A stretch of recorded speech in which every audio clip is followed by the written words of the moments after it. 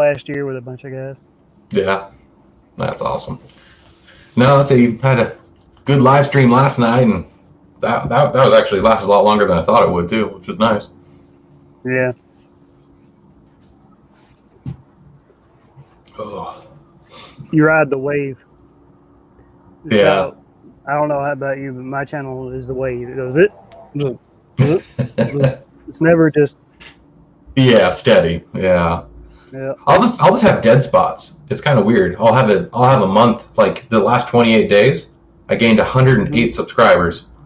But then the month before that, I mean, I think I only did like 15 or something. I mean, it kind of weird how I'll just hit a dead spot for a while. Even though I'm coming out with videos, it's like, eh. Yeah. See, I don't know if we're live or not. Yeah. I see a little live icon, but Yeah. I don't know either. I don't see the video though. Well, there's No. a delay, so. That's true. That's true. Always forget about that. Yeah, I'm live now. All right. Yep. Perfect. We're live. Sweet. Now we get the right. party started. Yeah, hopefully some people will be in here soon. Yeah. Let's see if I can share it out now.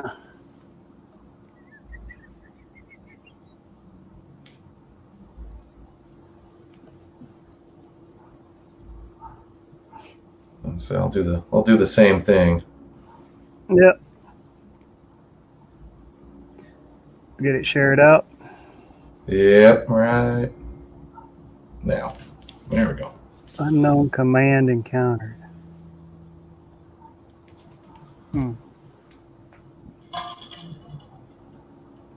I really miss Google Hangouts. Yeah, I've never got to mess with that much, but I know a lot of people liked it. I mean, I've never heard any negative or too much negative about it. Well, Google and YouTube are both, well, they're obviously owned by. Yeah. Wait. Oh, we're still private. Why are we private? Oh, that's weird. Hold on. Technical difficulties. All the time. Let's see. Okay, edit.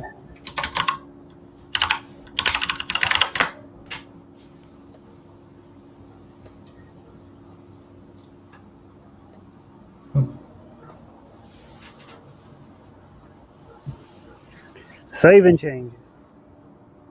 Huh? It said save and changes. Oh, yeah. Public. There we go.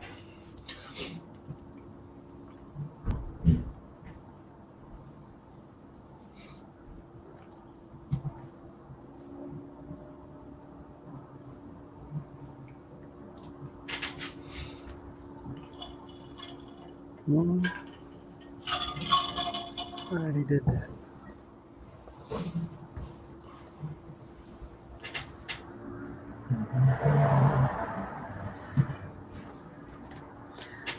You are live. View on YouTube. One watch. Okay. We got to be live. Somebody's watching. Oh, well, geez.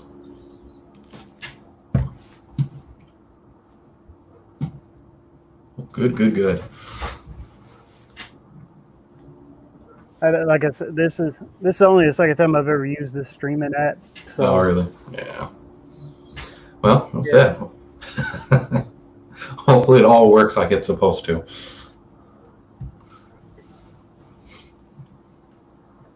Okay. Why is it private on YouTube? But it says to watch. Maybe that's me and you. Yeah, it's weird because I don't even see it on your channel. Yeah.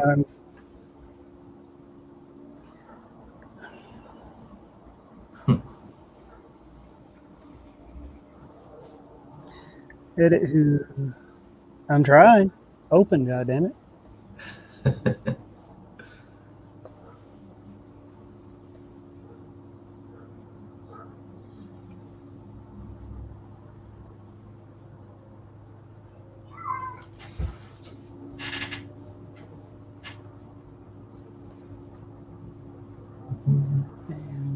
see. And it went right back to private. That's really weird. What is going on tonight? Yeah, what is going on tonight? Public visibility. Save. Changes saved. Okay.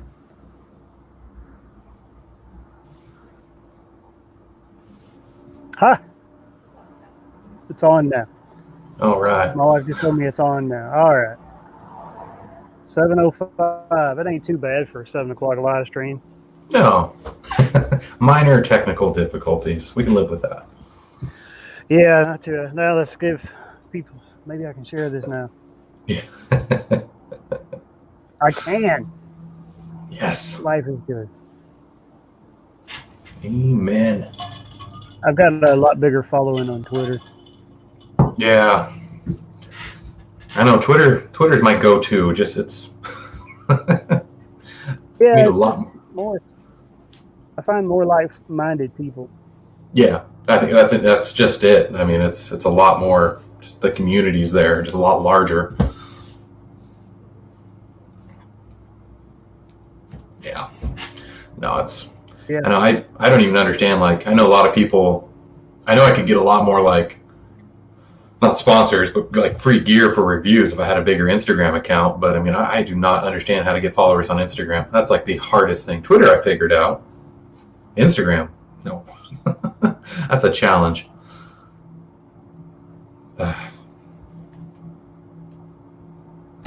I haven't had too many companies contact me recently at all. It's been really quiet. Last year, super busy. This year, I don't know.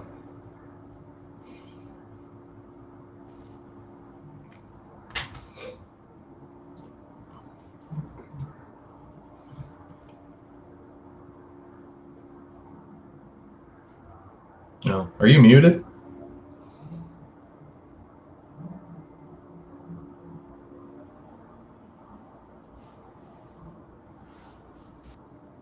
Can you hear me now? I can hear you now. I just looked over. I'm like, I can't hear you. Anyway, what I was saying was I got something today that was pretty awesome. I don't know if you're a coffee drinker. Yeah, I drink some coffee. Well, I got one today for, well, I got it for all use, but outdoor use because the glass ones break. I broke one of that. So I got a French press you can use in the field. It's like stainless steel by Gator Coffee. It's pretty awesome. Oh, that's really nice. That is really nice. It's pretty durable. It's sturdy. That's cool. And I got one like similar to that from Stanley. Yeah, Stanley makes one too. Yeah, so I just picked that up. I've actually had a chance to use it. So I just actually bought that like last month. So just for camping purposes. So, but I have a normal French press for the kitchen. But yeah, for camping, that's definitely the way to make coffee. Ordinary Pump Raider Nation. Hey, Nate. We got 2 in here. Or it says 4. I only see 2 in the chat, though.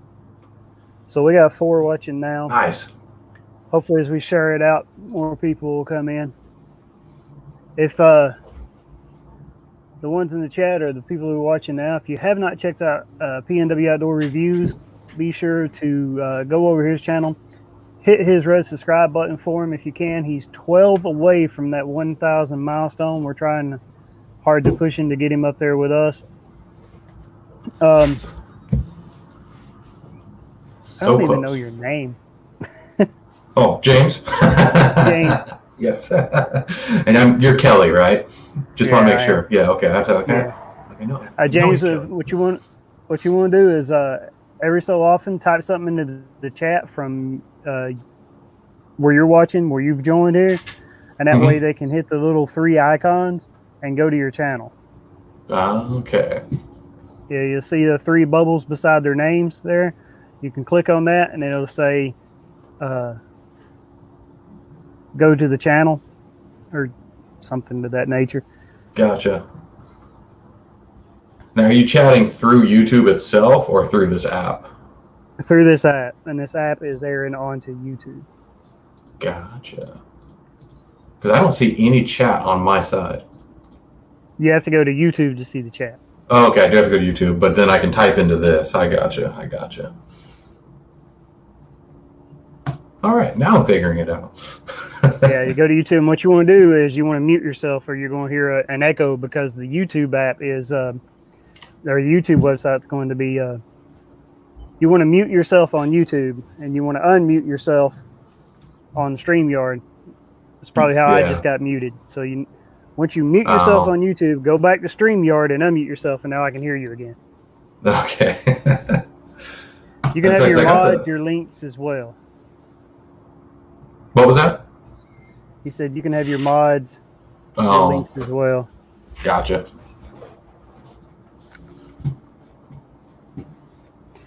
There you go, Pine Predator. It just gave you a blue ranch. I never really had a lot of mods. I never really got it. Yeah.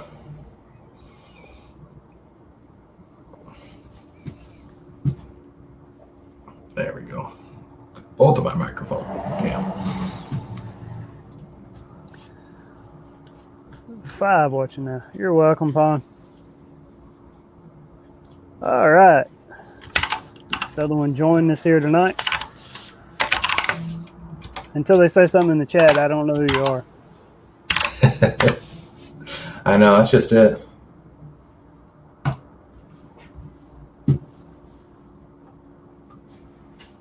Share this to a couple of different platforms.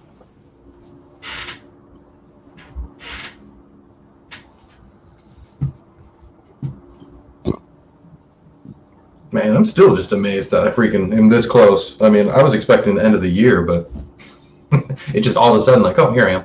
It just it's crazy. Have you been more active lately? I have been, especially like in live, like other people's live streams and stuff. I've been just talking and mingling with people just because I'm home a lot more now.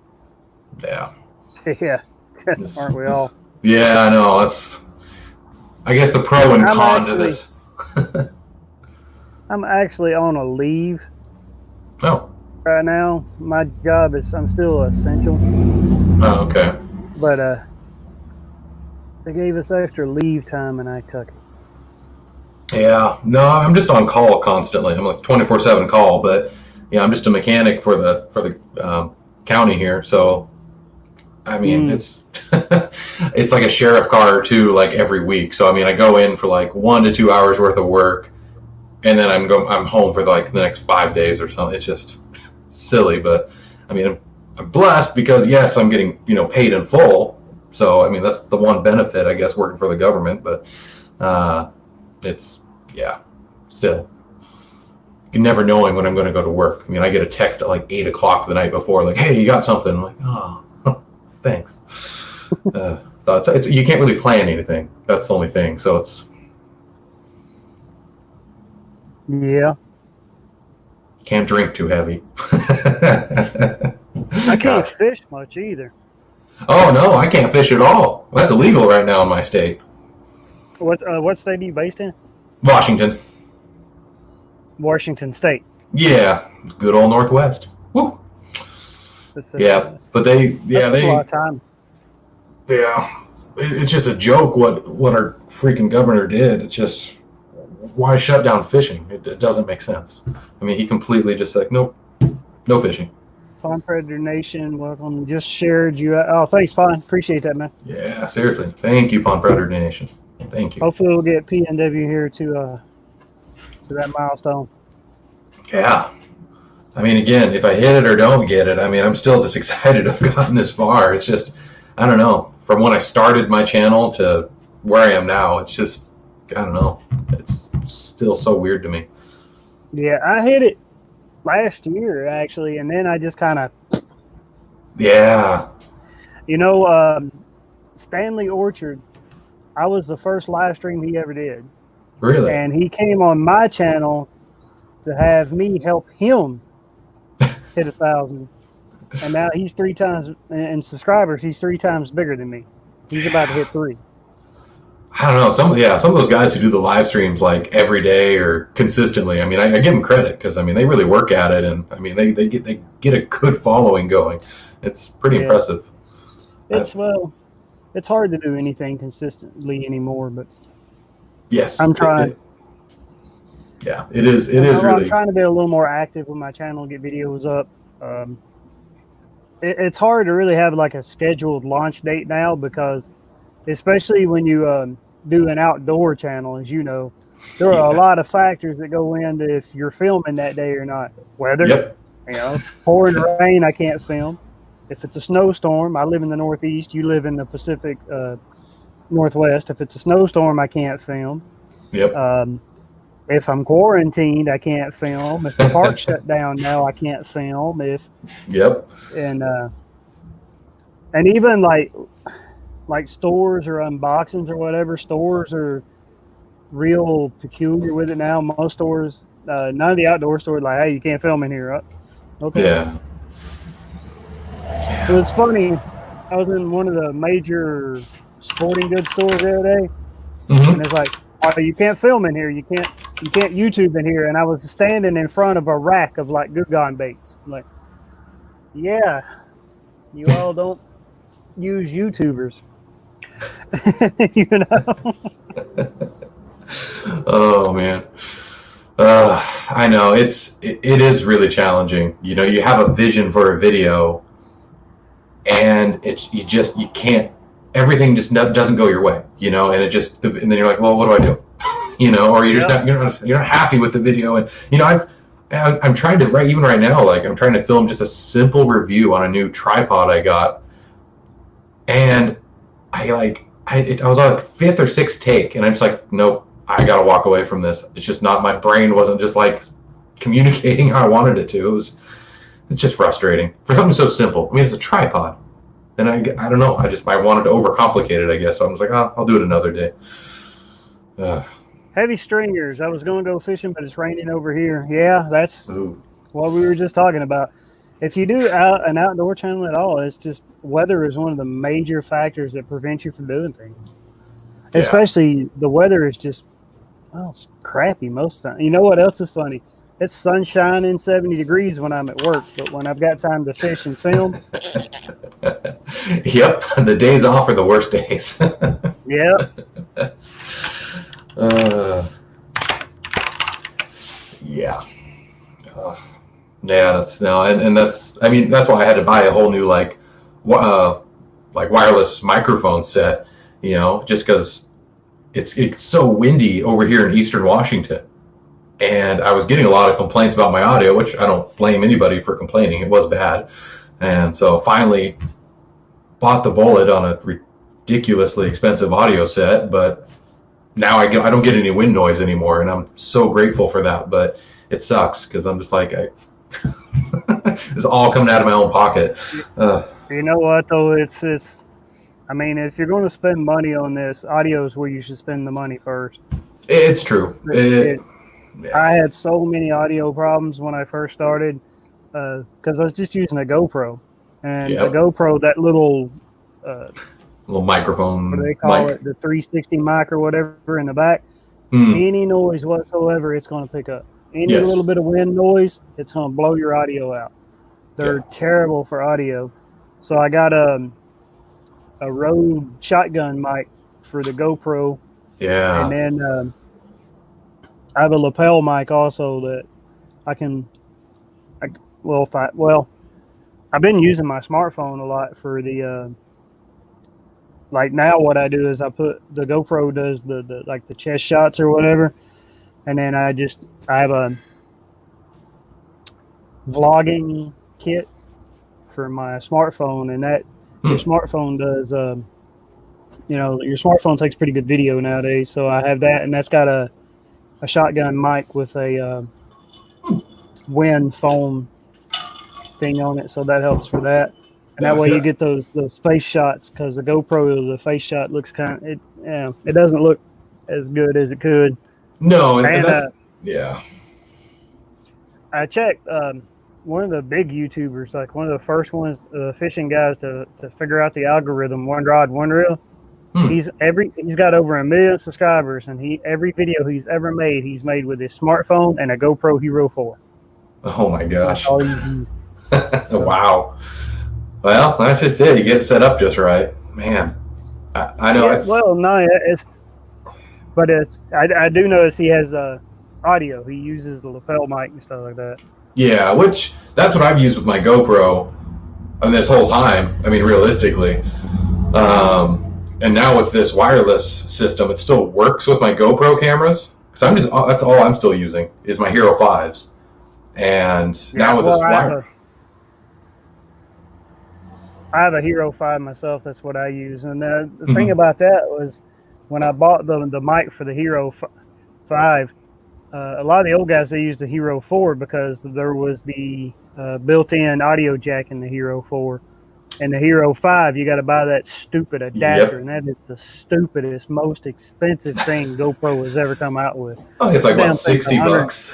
120 back when I got it. Oh, yeah. I might have bought mine like I know like Amazon every once in a while has that like gently used or whatever, and I think that's how I scored it, because I mean this thing was like I paid like $60 for it, but it was like brand new in box, so I was like, okay, that was a good find. Palm Predator 40 now, yeah.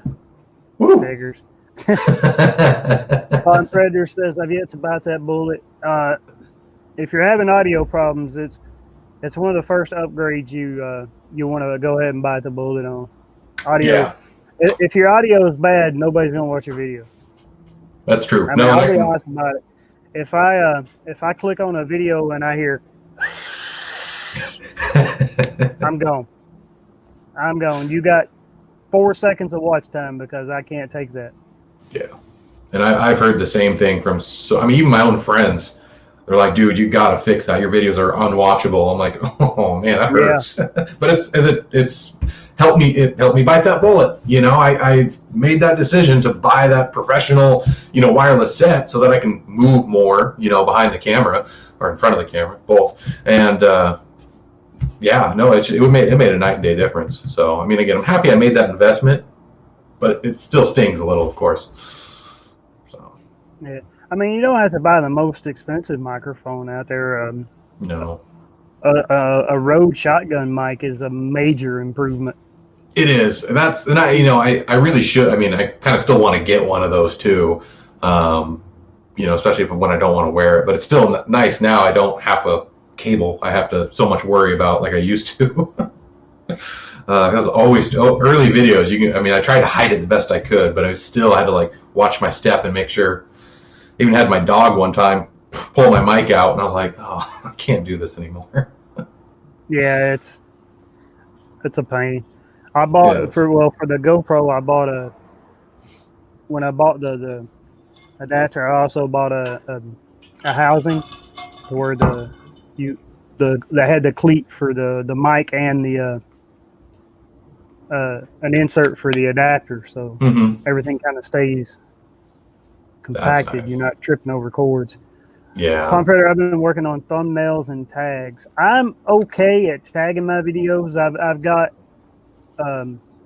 gotten a couple of them to actually rank in the search tags. I mean, not many, but according to some of the YouTube experts, that say it takes about 150 videos to kind of get where you want to be. I'm at 110, 115 or something now.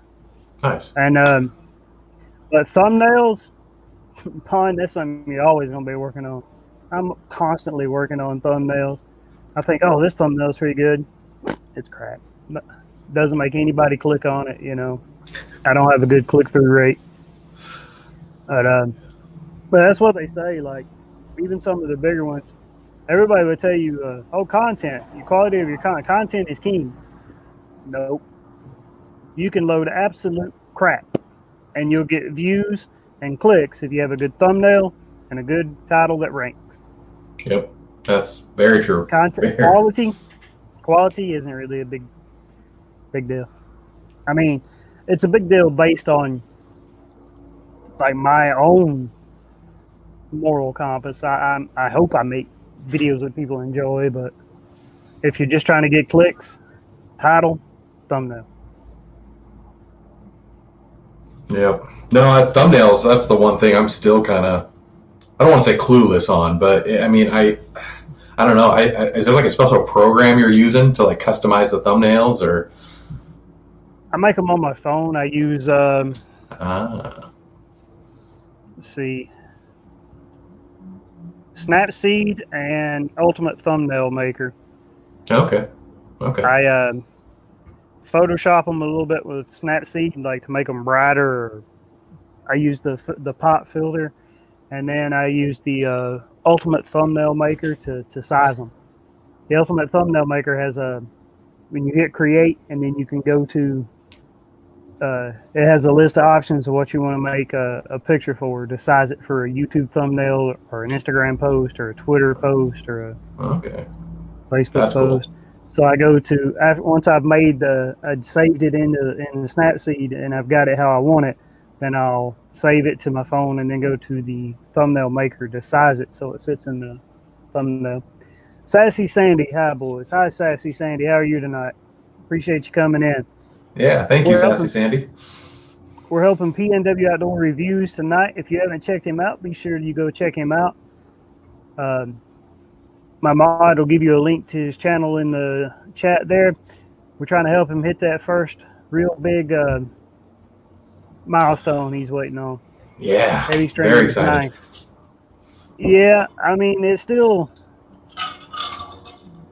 I've got the tools, I've got the apps. It's still just my lack of artistic creativity with thumbnails, or forgetting to take one.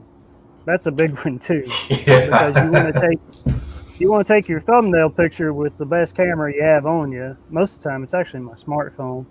Yeah. GoPros don't make. I mean, they're good for moving video. They don't make very good stills though. No, I agree. I don't. I just have a digital camera I use to take my thumbnails, and then the GoPro for obviously the filming. But yeah, so it's 2 stages to get it all done. But yeah, I have to remember to be like, oh, got to get a good picture for my thumbnail. So there's a link for PNW Outdoors in the chat room here by Pond Predator Nation. If you haven't already, be sure and go check him out. We'll help him. We're trying to help him hit that 1,000 subscribers tonight.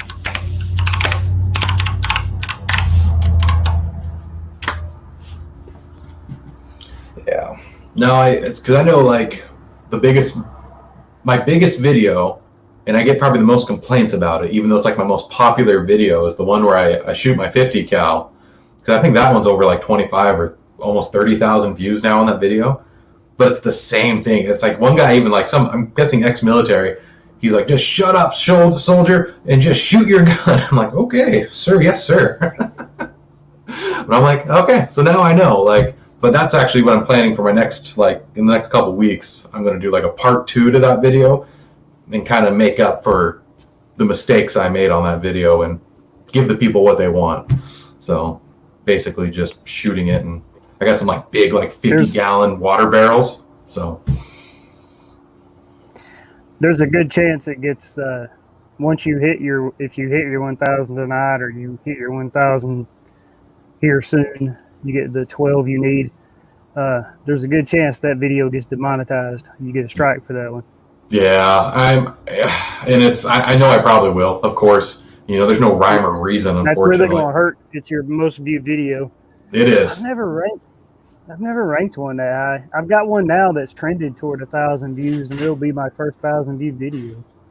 Well, it's crazy because I wasn't even aware of it. You know, I really started playing with like the YouTube app, you know, on the computer, you know, and it shows you like where the views are coming from, or like the links. And there's like 2 or 3 like gun blogs that have my video posted, like, hey, if you're curious about this rifle. And I'm like, I've never talked to them. I don't even know who these people are, but they like took my video and made a link to it. I'm like, I mean, cool. It's getting people to my channel, I guess. But it just kind of surprised me, I guess. It's like, oh, I'll take Heavy it. Stringers, thanks, man. I use PixArt for my thumbnails. I use PixArt too, but I only use PixArt for cutouts. Like if I want to cut myself or the fish or something out, and then Well, that's good to know. put it on top of another picture. You can't do that with Snapseed or Ultimate Thumbnail Maker. So I'll go to PixArt if I want to make the fish bigger. I'll go to PixArt, cut it out. If I want it to be the focus, to bring it forward or highlight it or whatever, and then I'll pop the background and on Snapseed, and then I'll size it on Ultimate Thumbnail Maker. But don't take my advice as gospel or an expert. Thumbnails are something I still struggle a lot with. Yeah, I'm just telling you about a couple of tools that you can put in your toolbox for them. No, it's a good idea. I'm definitely going to check them out. I learned them from Nick Nemeth. Wasn't even my idea for the tools, so. That's cool. No, that's really neat. Really cracking down. Yeah, they are. They're cracking down, especially on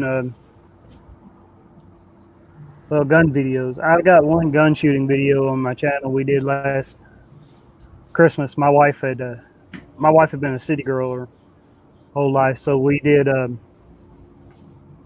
We went to a farm in Tennessee over Christmas where I'm from.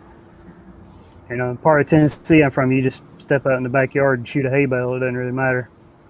So that's what we did over at my brother's place. So I figure YouTube will bitch and moan about that one pretty soon too. Oh yeah. Well, it's just like I'm kind of friends with. I don't know if you heard of Paul Harrell. He's like. Yeah. So yeah, he's pretty big in the gun community. But he lives around here, so I've actually shot with a guy. Really cool dude. And it's just funny with him, just how so many of his videos, handful don't get demonetized, then some do. It's just, there's no rhyme or reason, even though they're exact same theme of video, but yet, some stay monetized and some don't. So it's just really funny how that works. Yeah, I've been watching, actually I watched one of his videos last night. Nice. Yeah, no, like I said, really cool dude. And the guy who does all of his editing, Brad, he's the one that built my computer for me, and I can't afford his editing. I wish I could, but he does all the video editing for Paul Harrell, and again, does a great job. But yeah, I said I wish I could afford somebody, because I personally hate video editing. It's my least favorite thing. If I could find a partner for my channel, and I would pay him to do editing, but I don't know. It's just not my cup of tea, unfortunately.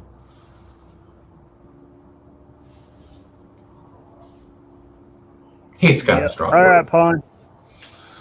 Yeah. Well, if you don't like the editing, it's going to be hard for you. I don't mind editing. Let me take that back. I don't mind editing how I learned to edit.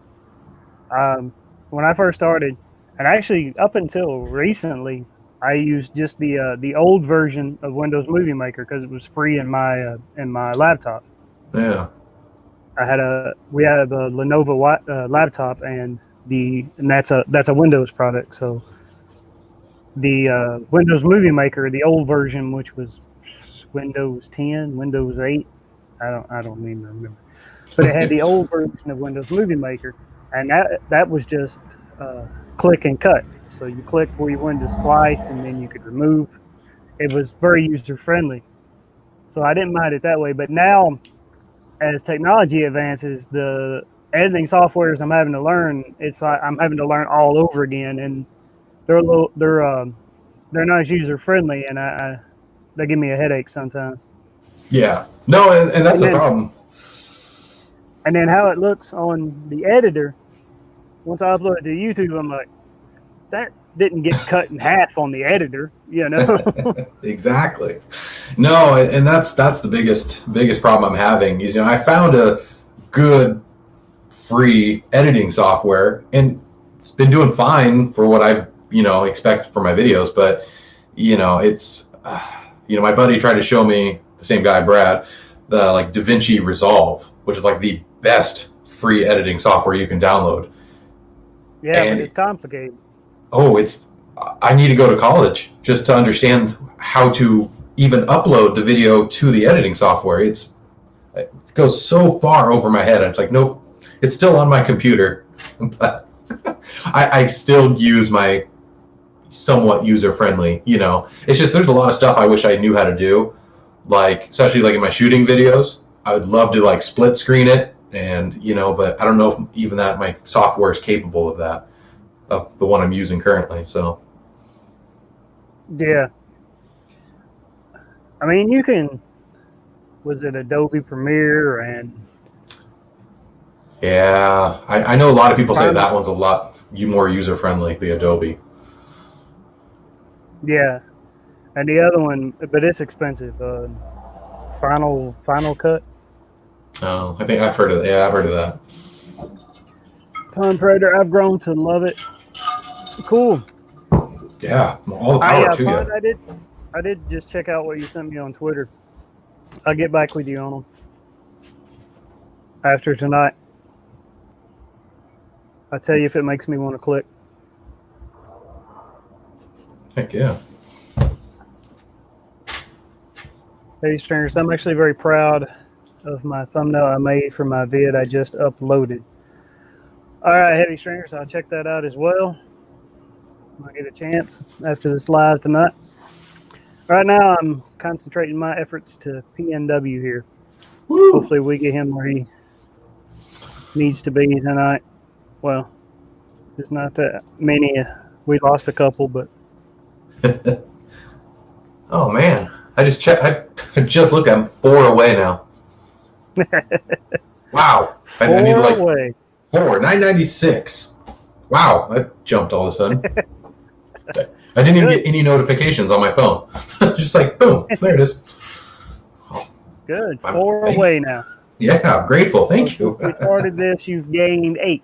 That ain't bad. Yeah. No, I'll take that. Like I said, that's awesome. That's, man, even 1 more is better than none. Shoot.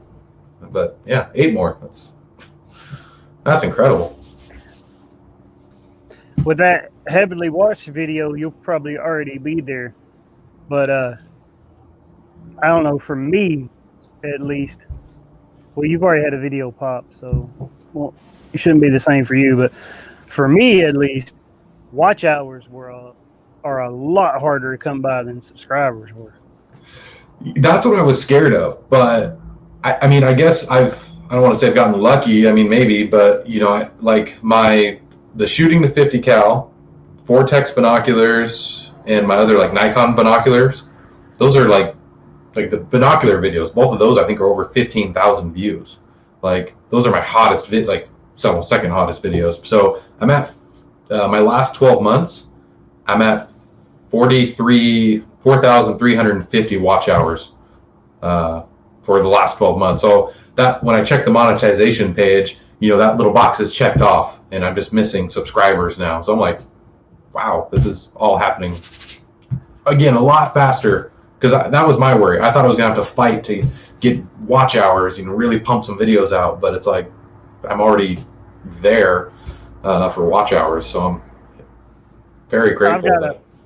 I've still got to fight for them, but part of my issue was too is like I just started, like I wasn't even really thinking about being a YouTuber when I started. I started my channel really to just have some sort of like video scrapbook of like me and my kids and fishing with my friends, and that was all it was about. Yeah. And then I started to grow. I started getting views, and then I'm a little competitive, so me and a fishing buddy started I started my channel, and he used to do videos and fishing on, and then I'd upload it to my channel, and he'd watch himself back.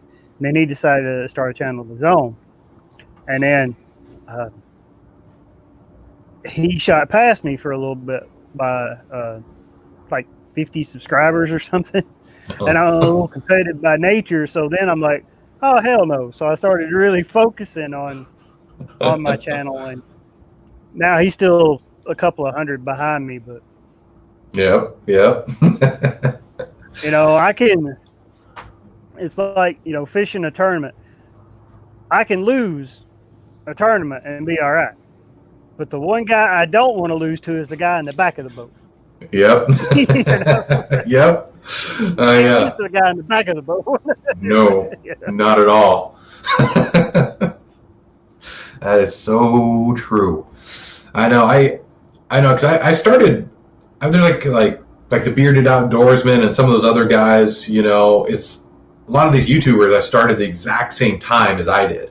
You know, and I kind of had that after a while, once I got to like 500, 600 subscribers, I started to get that competitive, like, man, I want to keep up with them.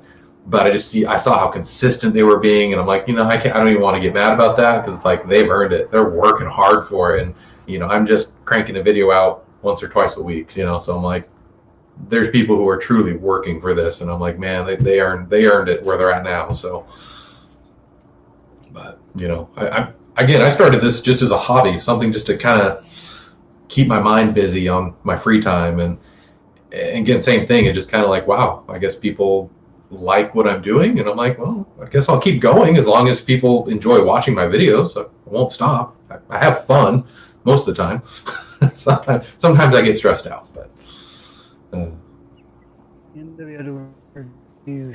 Your community tab is key too. I don't utilize my community tab near as much as I should.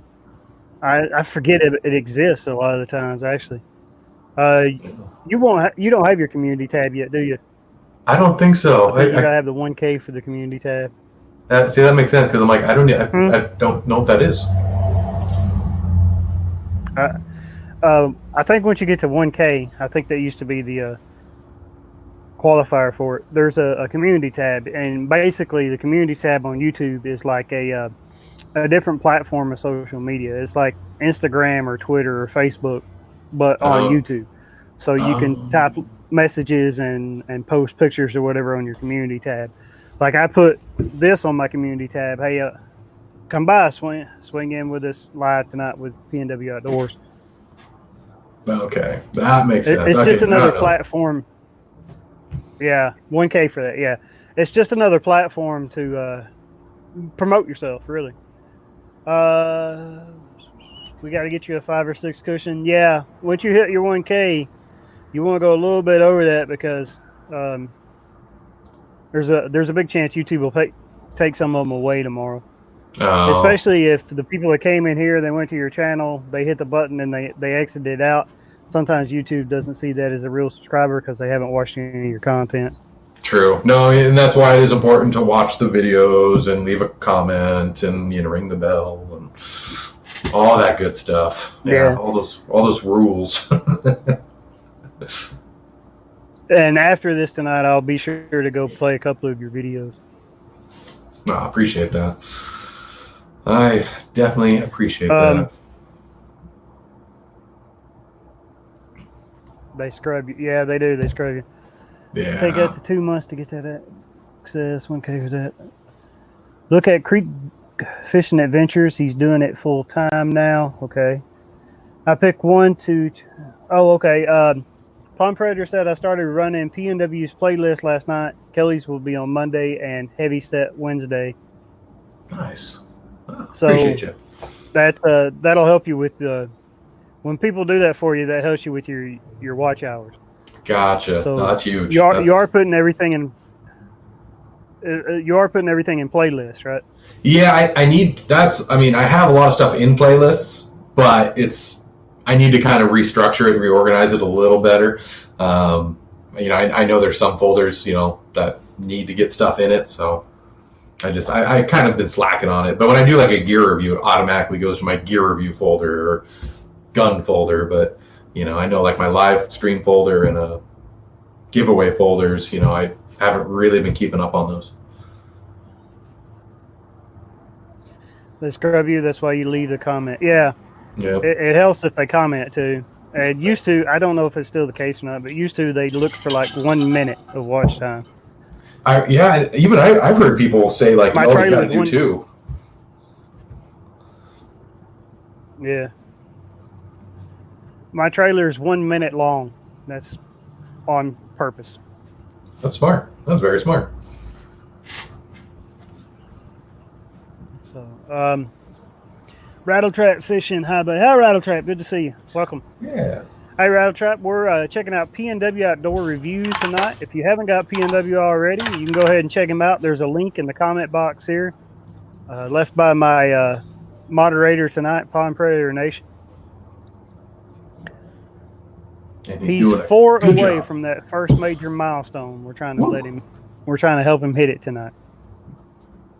So close. At least he was 4 away.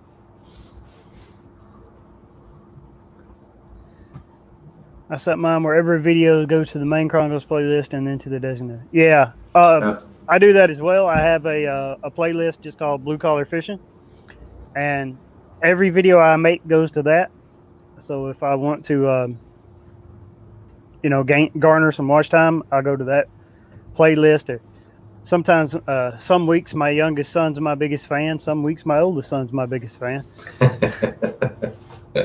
But it just helps it helps your videos rank. It shows interaction in your videos, so it's really hard to break through the algorithm now. Like, there are a lot more people on YouTube now, so there are more people to get your content out there. There's a lot more competition on YouTube now to get your content through all the noise. It's true. That's very true. Did you hear that? Excuse me. Oh. My stomach just rumbled. I heard it in the mic. Luckily these earbuds aren't good enough. That keto diet, man. Oh man. Oh, respect for anybody doing that. I need to do something. 43 pounds today. Nice, congrats. That's an accomplishment, man. It's probably what I need to lose. Yeah. This is not working. Ugh. My initial goal was 52. I've lost 43, so I'm getting there. Yeah, that's really close. Man. I don't know. I've tried a few things. The only one, and I think it's a part of that. I don't know. Correct me if I'm wrong, but I know where you only eat for like 4 or 6 hours a day, and then the rest you don't eat, or something like that. Intermittent fasting. Yeah, there you go. That's the term I was looking for. I've done that before, because again, when I'm working full time, it's so easy. Because I work 10-hour shifts, and my boss does not give me the time of day. You get a 30-minute lunch break, but there's no snacking, no nothing. It was just like, hey, why aren't you working? It's like, okay. So it was easy to do the fasting diet, and I dropped like 13 pounds. Granted, probably a lot of that was water weight or something, but still like 13 pounds in 2 weeks. I was like, geez, that worked pretty good. But that's so hard to stay on that diet. It just kills you. Yeah, I do both. I do the keto and the intermittent fasting. Do you? Yeah. Well, again, it's working. Shoot. I try to burn more fat. Yeah. No, like I said, especially the fasting, and I know that worked for me, but I just gotta stick to it a little longer next time and just watch what I'm eating and see how that goes. Rattle trap. I already have. You sorry can't help you. Hey, good. No. Good thing you already got him there. Yeah, no, I appreciate that. Billy. Thanks, Pine Predator Nation. I appreciate it. Also, I have 2 accounts of Pine Predator and 1 under my personal one. Okay, cool. James, I'll give you a trick. Okay. Yeah. He said, James, I'll give you a trick. I don't know what his trick is. Well, I'll take a trick. Or teach me something. Shoot. Do you use any of the tools or the apps like TubeBuddy or anything for your tags? And I really don't. Word Explorer? When it comes to I guess I in the past, I've used them to learn tags and stuff, but I'm pretty confident on my video tagging now. It's the one thing I kind of pride myself on. I feel like they work pretty well, because I feel like a lot of my videos, for what they are getting an appropriate response. Again, it's not like I'm reviewing gear that's been reviewed by who knows how many YouTubers already, but even the backpack review I just did recently, I'm over 300 something views for that, and that's to me that's pretty decent. Those videos right now, especially in this time of our lives, I've been getting recommended a lot of get home bags, bug out bags, prepper channels, because that's what in the outdoor arena, I guess, that's what's kind of trending right now, because people can't go fishing, they can't go hunting, they can't. Yeah. It's good to see what's trending and better with to make the tags. Yeah, I use Tube Buddy as well. Tune Buddy. I use Tube Buddy as well. That's how I get my tags, and I use the middle one, so it recommends and scores the tags. It tells you like the average, how many hits you get from that keyword search. But Yeah. even the free one has a very helpful tool. It's got something called a Keyword Explorer, and it'll rank the keywords you put in your titles. It'll help you rank like if it's good, how much competition it's got, how much search volume it's got, and I forgot what the third thing is, but there's like 3 different categories that ranks it, and then it'll tell you if it's poor, good, very good, great, fair, as That's nice. That's nice. your keywords in your title. Even the free version. Huh. Yeah, and the paid version of it. The middle one, I used the paid version, but the cheapest one. The middle class one, middle rank one. And that's because then it auto recommends tags and it auto scores tags. Jeez. If you go up to the elite one, it's also got something you can run your thumbnails through to see how they rank among other video thumbnails in that same category. Wow. But you can only use 20 keywords in 24 hours. Yep. Oh, man.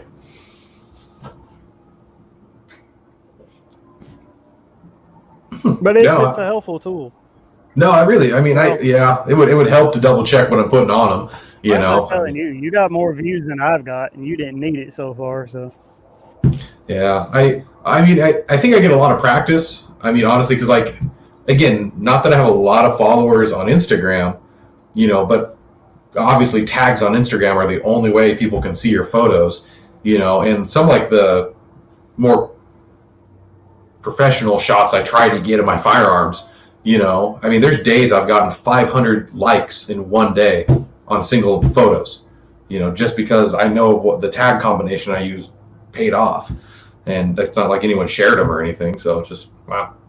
But I don't know, it's nice to use a program though to double check, like, is this one even worth putting on here? Because I know I probably put tags on my videos and I'm like,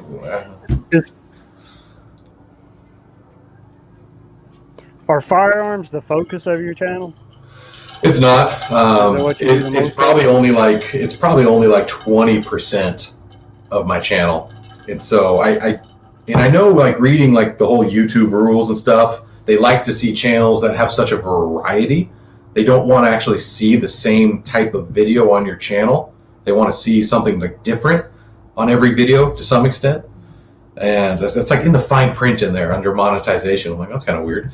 But I mean, every single one of my videos I try to do a different object, like, it's not like, again, like from a tripod to a backpack to a gun to a, it's try to keep it a variety. I don't want to try to do like 3 fire starter videos in a row. I try to mix it up a little bit. And I know the risk of gun videos, with YouTube just putting the hammer down on them. So, I try to avoid that association, I guess, with my channel as of like the theme. I include them, but I try to space those out pretty far, the best I can. Sometimes I run out of topics. Yeah, I don't. This is going to sound political, and I try to never do politics on anything BCF related, so it's not political. Yeah. But the whole gun thing with YouTube or whatever is like, I'm not showing videos of school shootings. I'm not showing videos of crimes being committed.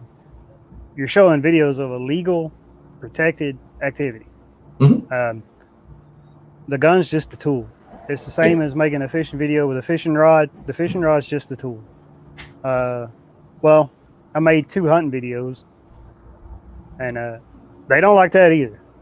Animals in distress or dead animals, they don't. I don't. That makes sense, but I mean, for their strict guidelines. Yeah, but I'm also at the end of the day, I'm like, well, how many cooking channels are there on YouTube that you monetize? You think that chicken just crawled up and skinned itself? Everything you Oh, buy in the store's got the same sad little story, yep. you know? Very true. Very true. No, And it's actually, yeah. it was actually probably treated less humanely than any outdoorsman would have treated it.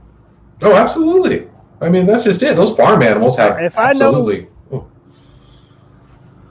yeah, like if I know that I'm not going to, if I take a shot at something and I don't know in my mind that the animal's going to drop, I'll take a shot. He gets to live to see another day.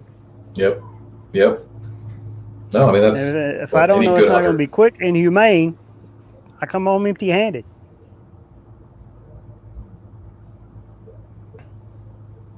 Yeah. No, But no it's matter what it's pathetic. used for, gun's just a tool. It's like Yes. any other tool.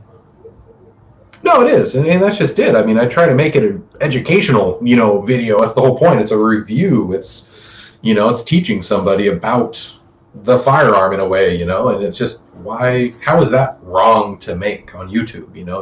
It's the whole point of why YouTube was created is to share, these experiences and education, and it's, but yet you can't share your experience or education about firearms without getting demonetized.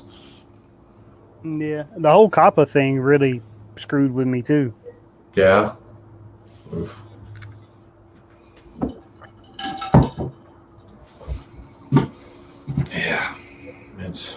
Yeah. It's just, I don't know.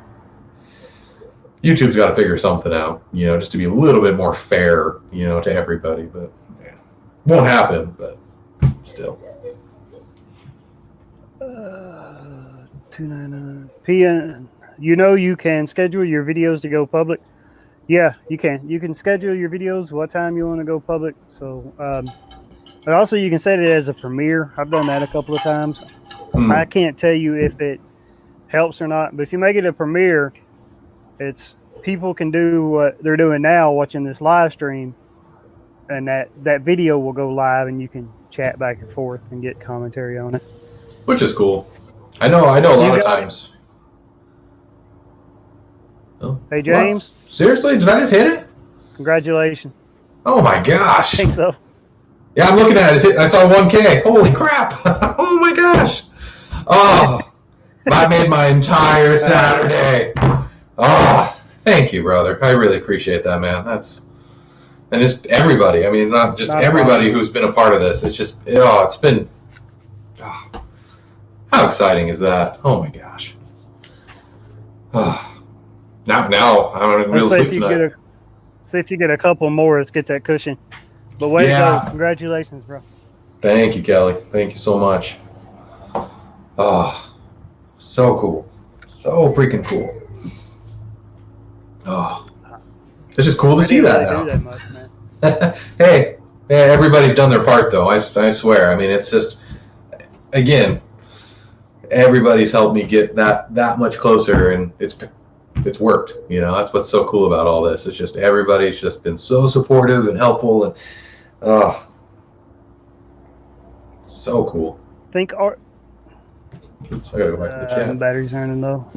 Oh, Think Arlene Verdetta, she helped you. Well, appreciate it. oh, Deer Park Farmstead. Roman, That just how's it made my going? weekend. Hey, Deer Park, good to see you in here. Yeah, he's my neighbor to the north, Mr. Deer Park Farmstead. It's only like a few hours away from me.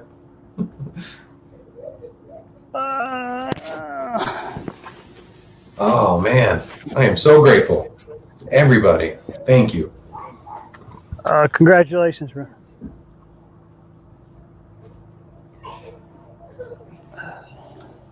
Sorry, I'm having to find the plug. There we go. Now I'm back and bright. Sweet. That's Pond Predator Nation. That's Hillbilly Wife. Hillbilly Wife. Okay, I'll check her out too. So happy for you, James. Says Deer Park Farmstead. Yeah. Thank you. I'm glad you hit it. Oh, I am too. It's just again, just this is just such an accomplishment. That's the nice thing about it. It's just I know for every YouTuber, to finally just see that 1K on their channel, it's like, oh my gosh, I did it.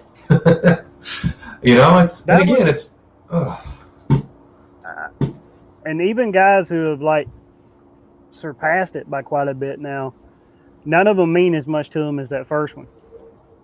Yeah. I am actually, I don't know, Instagram friends with Alex Rudd Fishing, and he's heading toward 50 now, 50K, and wow, I think he's still in that first one meant the most.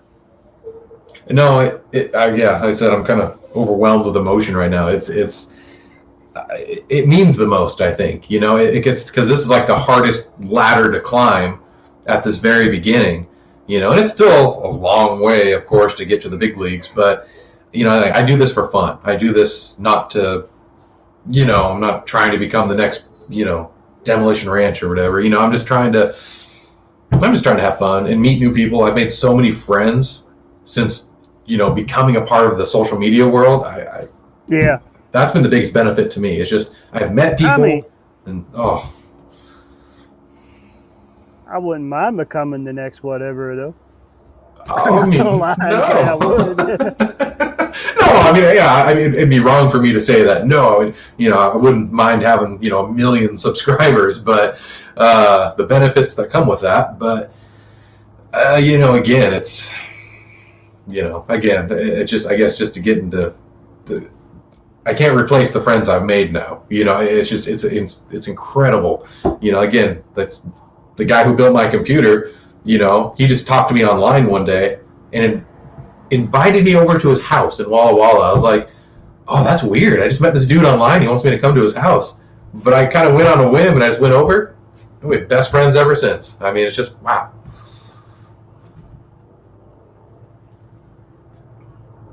Yep. I am tweeting out for you. See if we can get a couple more. Yeah. And I'm going to have to definitely thank Arlene for helping me out, because I guess she was a big part of this too. So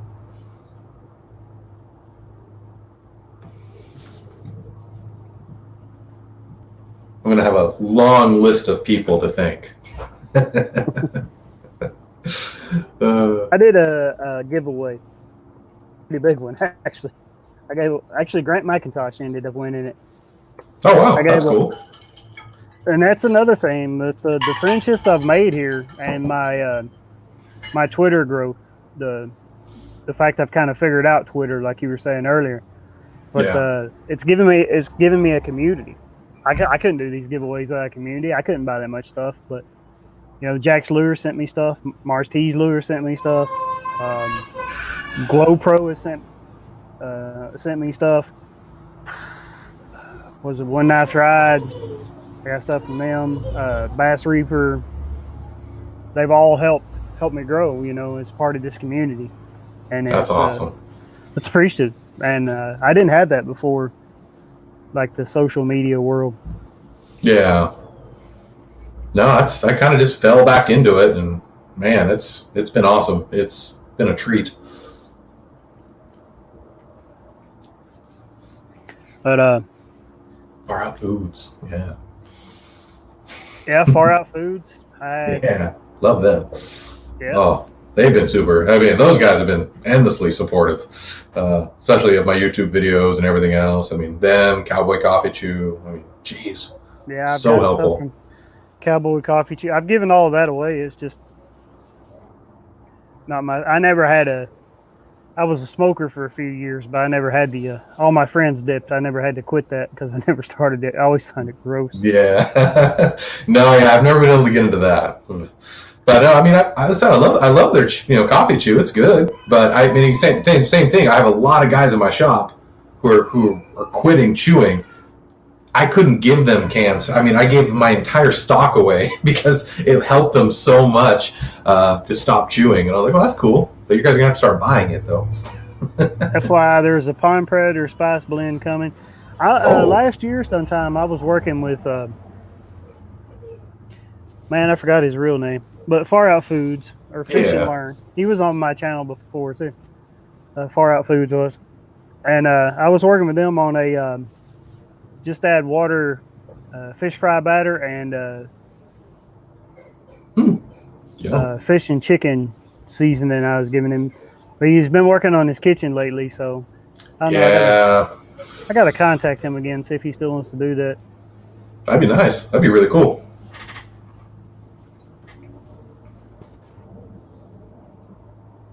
He did a couple already with some of the Twitter guys call themselves the fishing family. Yep. So some of the family he did a couple with. I know. I think he did one with Fishing Strice and Lizard King, and he did one. Yep. He did one with Cowboy Coffee Chew as well. Yeah. Which, man, I love. On Predator Nation. I know, which I'm curious to try that. I've tried them all so far. I mean, I've gotten so many sample packs, but they're all good. I mean, I've had really good luck with all of them. So yeah, it's been kind of fun. It's been fun to play around with the different spices. It kind of makes me be a little more creative in the kitchen. So. Yep. You have kids, James? Yeah, my son is definitely crying in the background right now. I think he fell. But my wife is here, I promise. He's not alone. But yeah, I'm like, man, it's getting really loud. Yeah. My kids were younger. Well, like 12 when I started. They weren't that young. Yeah, no, he's only not even 1.5 yet, but I'm so anxious to like involve him, kind of do a father-son duo on YouTube if he was interested, but that'd be kind of fun. Just especially because I really want to get into like kid outdoor gear. So. Or Pond Predator Nation. It's a spicy ginger garlic. Ooh. I'd try that. I would definitely try that. Yeah, me too. That's a good combination. Far Out Foods makes the only lemon pepper I will eat. Yeah, that's a tough one to find good lemon pepper. That really is. Not only that, it's an emotional thing. Mm. I had an ex that put that crap on everything. And now it reminds me of her, and she turned out to be crazy. Exes are. They're definitely crazy. Yeah, that's why they're exes, I guess. Yeah. Oh. It's like a psychosomatic reaction. Yeah, unless you have to relive that, the better. Yeah. So I hear you there. I hear you there. Spicy ginger garlic. I'd try that, though. Yeah. No, I can think of some things. For Asian dishes. Yeah, exactly. Yeah, that's what you did. You made your own like stir fry or something. Oh. Yeah, which I've been doing quite a bit lately. Meat True. and vegetables. That's best way to eat them. I just don't add the rice. Yeah, exactly. Yeah, rice is definitely my weakness. If there's rice in a dish, man, it's hard to stop myself half the time. Updates. Congrats. Deer Park Farmstead shared your video with subscribers. Appreciate it, Deer Park. Thanks a lot. Seriously. Thanks for coming in tonight. Thanks everybody that helped PNW Outdoors too. We really appreciate it. Yeah. I'm just glad. Honestly, I'm glad you hit it tonight, because I would have felt like bad if I got you to do this and you came in tonight and you didn't get anything. But oh man. Like, oh wait, I lost a couple. What the heck? No, I truly appreciate it. This has been fun, and just again, I'm starting to really it remind, like, especially because the live stream I did last night, it just reminded me of like, wow, I need to do these more, because it's just, the atmosphere in the chat room and everything. It's so much fun. People are having their own conversations, plus you're having your own conversations. I don't know. It's such a good time. Yeah. Yeah, and it helps with watch time. Yes, that's true too. Yeah. It helps. So it's kind of good for both of us, because I need some extra watch time, and you've got viewers and extra watch time, and you need the subs I need, have that you don't. So yeah, exactly. No, it's a fair trade-off. Yeah. I said I'm happy to help you, and you're helping me. So I've told everybody, you know, and I always want to get that message across. You know, it's like if anybody wants to have me on their live stream, it's like just someone to talk to. Like I'll join. I don't usually free most evenings, so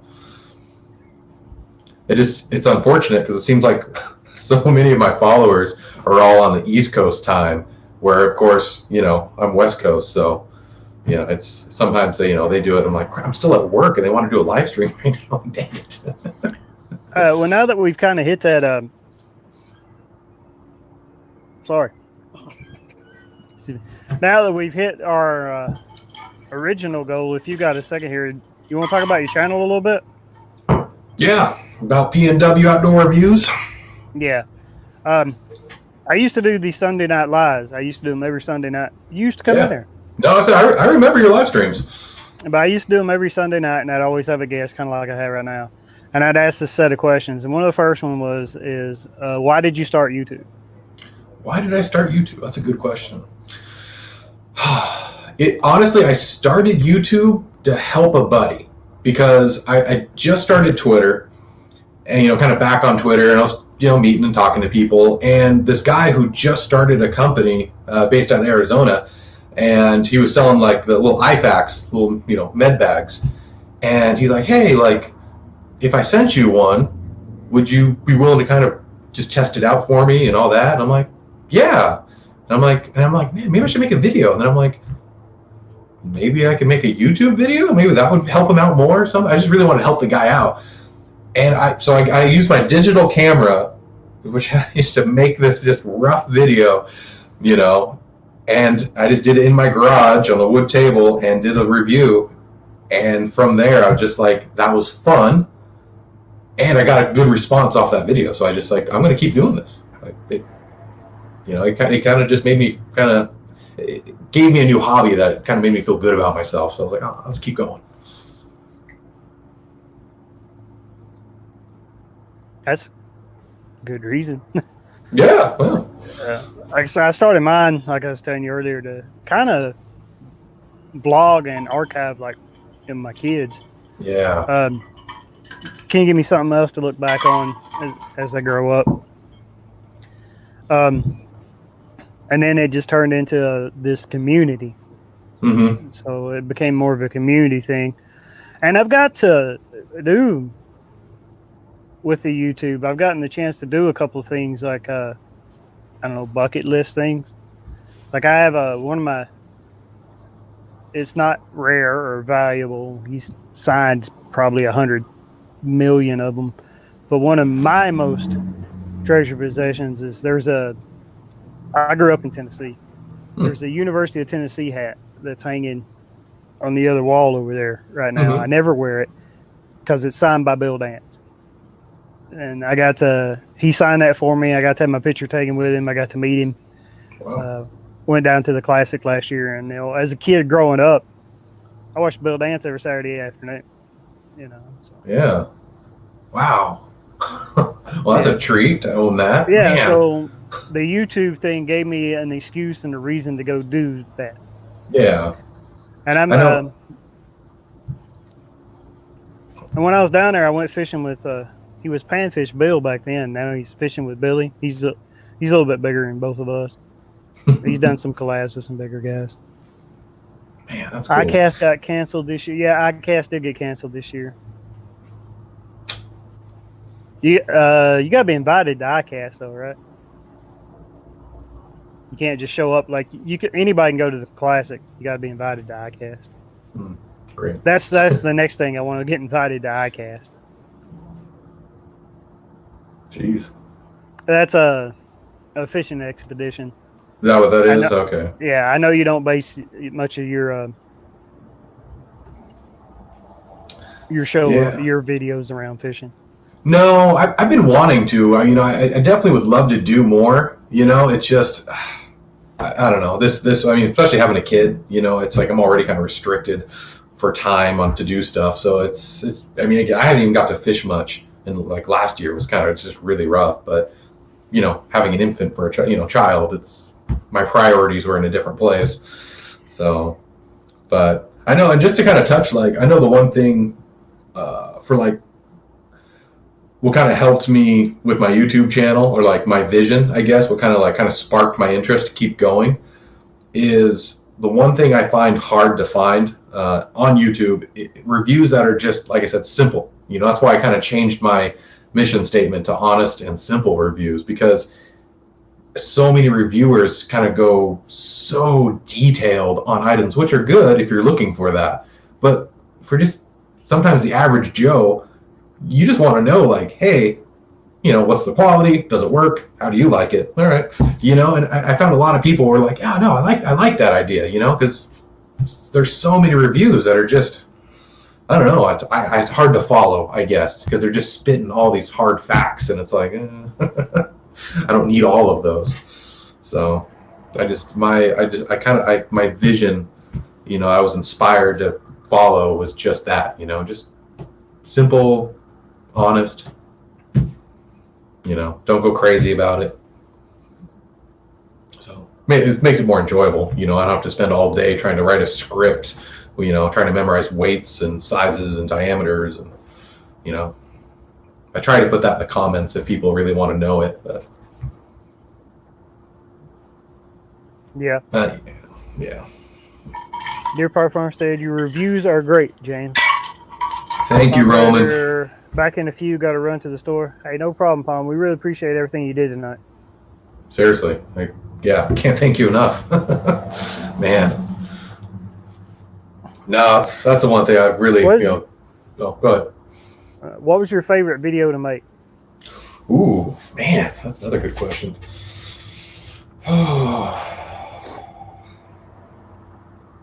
Probably honestly, my favorite video I've ever made, just because I was in shock because I never actually tested them before their video, was my Zippo Typhoon, like all-weather matches.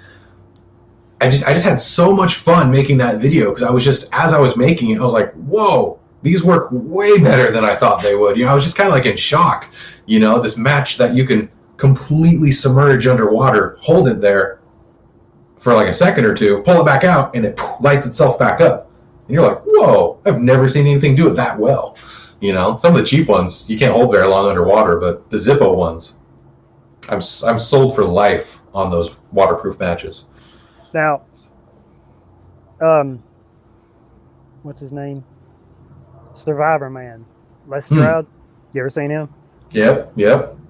Are the Zippo ones like the other ones, the waterproof, stormproof matches?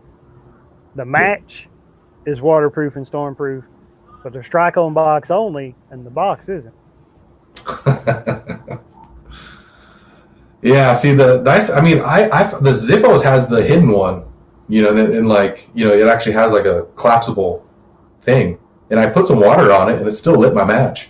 So, but again, I know there's some out there, or maybe people have had a problem with it before. I haven't personally had a problem with the Zippo one, but because it isn't exposed, you have to actually peel back the all-weather cap to get to it, and they include 2 additional ones in there. But I know like some of the other brands I've tested, just, I mean, it wasn't even worth making a video on because they didn't do anything. So, but yeah, that's I don't know. I think that was probably my most enjoyable video. I mean, my most special was my last one on that the gun that I dedicated to my dad, for him to, because he's always wanted one. So I bought it. Well, unofficially bought it for him. Yeah, I got to watch that. I surprised him, and I watched the video with him, and he loved it. That was a special moment. So that was a special video for me to make. Deer Park Farmstead asked, have your concealed carry options changed, James? No, not that I'm aware of. I mean, I've had my concealed for forever now. But yeah, I guess I don't understand what options would change. I'm kind of curious. I don't know. Maybe it means what do you carry? Maybe it means that. Oh, okay, maybe I didn't know that. I still carry the exact same. I've carried the same, the Springfield XDS 45, just super small, super compact. That is my go-to concealed carry. I trust that. I mean, I don't know. I just trust that with my life because it's never let me down, and pretty dang accurate for only a 3.3-inch barrel. I'm kind of surprised. What's the capacity on that? If you keep the short mag in it, it's 5+1, but they make a full-sized handle magazine for it, and then it turns it to 7 in 1. So, Okay. yeah, I mean, I have to. Hmm? I have to apply for my Pennsylvania permit, but because being honest, I did what a bunch of other people did when it seemed like shit was hitting the fan. I went and had a way to protect me and mine. But actually, because I haven't done a review on it or anything, but it's laying here beside me because I ordered the holster I ordered for it today came in, so I was fitting the holster to it, so it's actually still laying here. I carry it's unloaded. Oh yeah, nice. We have a wheel gun. Is that a Springfield or same as you? And yeah, mine don't jam. You know. Yeah, exactly. I know that's the nice thing about it. I know I'm meticulous when it comes to cleaning and using good. I don't like necessarily use oil. I use grease, special gun grease and stuff for like the slides. It makes the world of difference. But yeah, you got to clean it a lot more. But I'm pretty good about that anyways. Actually, what is that? What is that aerosol? I ordered that at the same time. It didn't come in yet. Gotcha. Is this like an oil? Huh? Yeah, it's like an aerosol oil for gun cleaning. Gotcha. Barrel. That might be. Barrel, something like that. There's so many dang companies now. I know. I kind of, for cleaning, I just kind of switched to the CLP for everything. It's like the greatest bore cleaner I've ever used because it cleans and it lubricates, so you don't have to like run different types of stuff through your barrels. But I've noticed a dramatic difference, just on how well stuff stays, oiled. My stuff doesn't dry out as quick as it used to, and yet it still cleans it too. So it's kind of nice. But yeah, I know I'm definitely the avid collector. So I don't know. I'm one of those guys. My dream someday is to have this. Well, not in this house, but a wall that's just completely lined with my toys. I mean, that's my only true hobby I have is firearm collecting. It's just fun, or in shooting, not collecting, but shooting. I don't really collect, but like I said, just whatever I need that particular tool for. Yeah. No, I mean, you got to be able to protect yourself. This one was for defense. It was for protection. Yeah. No, I hear you. That's it. You got it. It's a revolver because they're simple. Yes. You can't mess that up. Does it have the hammer on it? Does it have the exposed hammer, or is it? Yeah. Okay. Oh, yep. Nice. I just showed you all earlier. Yes. For the record, everyone. Yeah, no, I have one just like that, the Ruger LCR. Yeah, this is the more budget-friendly version. The Ruger LCR and the what's Smith & Wesson's? The J-frame? Yeah, and my dad has that one. This is the new Taurus 856. Oh, sweet. I like the two-tone on that. That's really neat. Yeah. Actually, I didn't really care about the color. It's just what they had in stock. Yeah.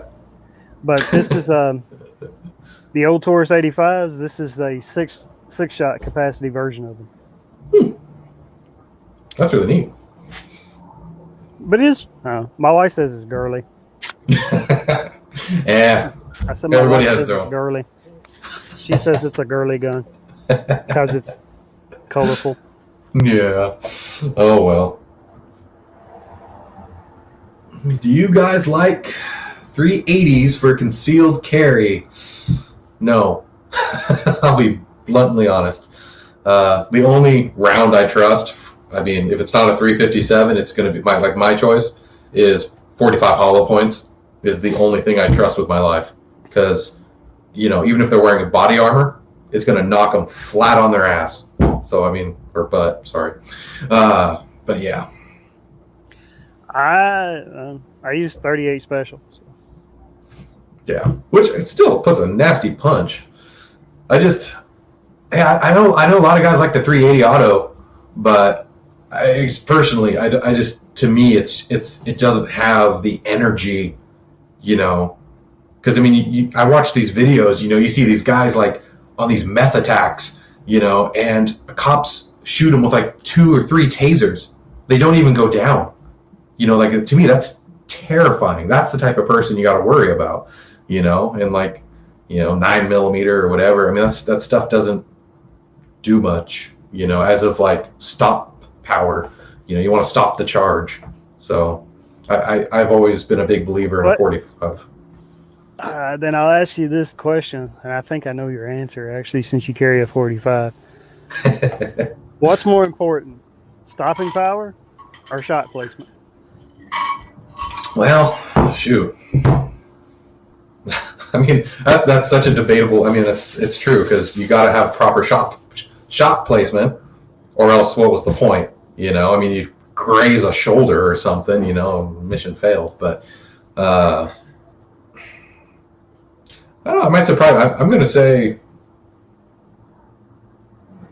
I don't know. I'm going to say shot placement. Honestly, you gotta.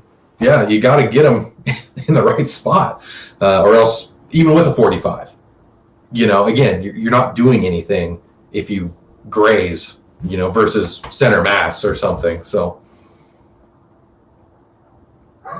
you can get shot in the leg with a 45 and still live like you can a 38 or a 9mm or a 22. Yes, exactly. I mean, there's an old saying: a silent hit with a 22 beats a loud miss with a 45. Exactly. Spark Outdoors, definitely shot placement. Yeah, I tend to think shot placement, but I'm not a 45 guy. I'm a puny 38 guy. There's no judgment here. No judgment at all. I mean, I get yelled at all the time. I mean, for 40 or 50 years, every law enforcement involved shooting and killing was done by a 38 special. There we go. Yeah. No, it said the round's got great history. I mean, that's what I like to shoot out of my 357 anyways. I don't see the point of shooting 357. That hurts. It's a target practice, no? Yeah. So no, I love the 38, special round. It does the job and it's fun to shoot. So like I said, that's in my collection for a reason because I appreciate that, that round. So but it's just like the people, I get yelled at because it's like, why do you own a 50 cal? And it's like for target practice. I'm not using that for home defense or anything stupid like that. But if I get all these people like, you don't deserve to own that. I'm like, what? Okay. Like, how else am I my goal in life is to hit a 2-mile target. That's just my goal for myself with that firearm, but that's why I bought it. I just want to see, hey, can I hit, a 30-inch target or something at 2 miles? To me, that'd be cool. I did it. So I'm already at a mile. So I just want to go a step farther. I'm going to make an assumption you're ex-military. Me? Yeah. No. almost. I filled out my entire packet for the Army. I mean, as soon as I turned 18, filled it out, and that's honestly is when I made that decision. Do I leave for the military or do I stay with my girlfriend now, wife at the time? I was like, no, I stay married. I wanted to be married and have, so I guess I chickened out, in all honesty. But I have so much family and relatives and all that are in the military, from the Rangers to just the Army to, I mean, I have a lot in police backgrounds, so I don't know. I'm surrounded by it, and so, but for me personally, I was so sheltered from them growing up. I was never taken as a kid to go shooting. You know, I had BB guns, but I was never like, hey, let's go to the range and try something a little bigger than a BB gun. No. So when I turned, 18, I bought my first Benelli 12 gauge and, just started going outside and target practice, and I fell in love ever since. I joined. I tried to get in on the late entry program, and then when I went and take my physical, I have a blown left knee, and I had asthma as a kid. Oh, no. Was it medically unfit for active duty? So, and Yeah. it's a little hard to swallow too, because I'm from a pretty military family. I'm like the first generation to not serve in a war. That's tough. My grandfather was in World War II. Well, his son, my uncle, was in Vietnam. My grandfather's in World War II. Even World War One. I've got a distant cousin that's pretty famous. They made a movie about him. Gary Cooper played him in a movie. Oh, wow. Jeez. Yeah, it's a movie called Sergeant York. It's about Sergeant Alvin C. York in World War One. Oh, wow. Man, that's awesome. 2 miles, definitely shot place. The 45s are awesome. I got nothing against the 45. The 45 is what won the West. Yep. Graham Colt invented the 45 repeating pistol. That was one of the first repeating cartridges available. Yeah. No, and I'll definitely make a video. If I ever go for that 2 mile shot, that'll definitely be up on my YouTube channel just to prove. I don't want it just to be word of mouth. Like, hey, I doubt many people would believe me. So I've got to actually prove it. Ugh. Bent Spark Outdoors. Hey, I didn't see you come in, man. I'm sorry. But welcome. Appreciate you coming, Bent Spark Outdoors.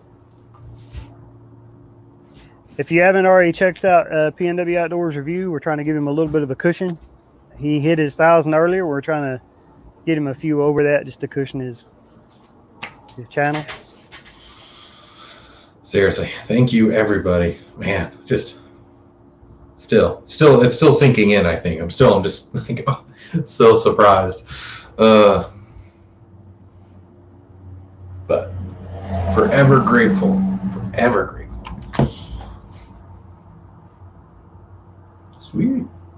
Thank you, Spark Outdoors. Definitely appreciate that.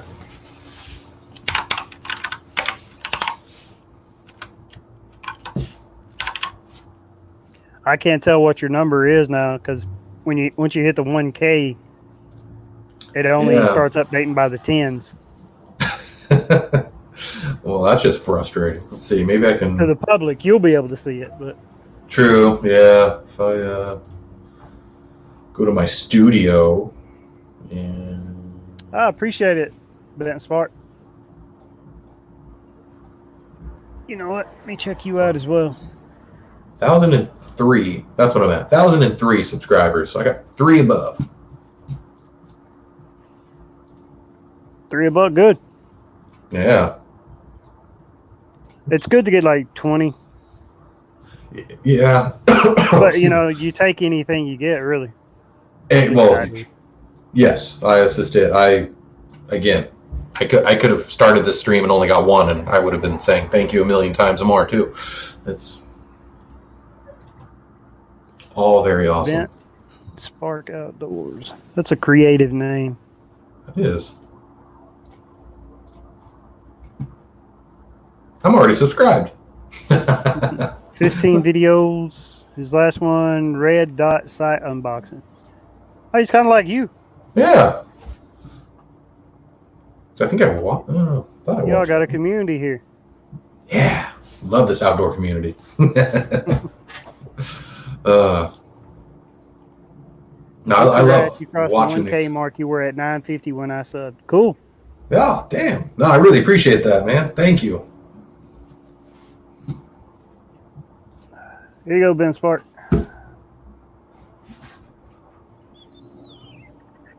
Canada, very nice. What part of Canada are you from?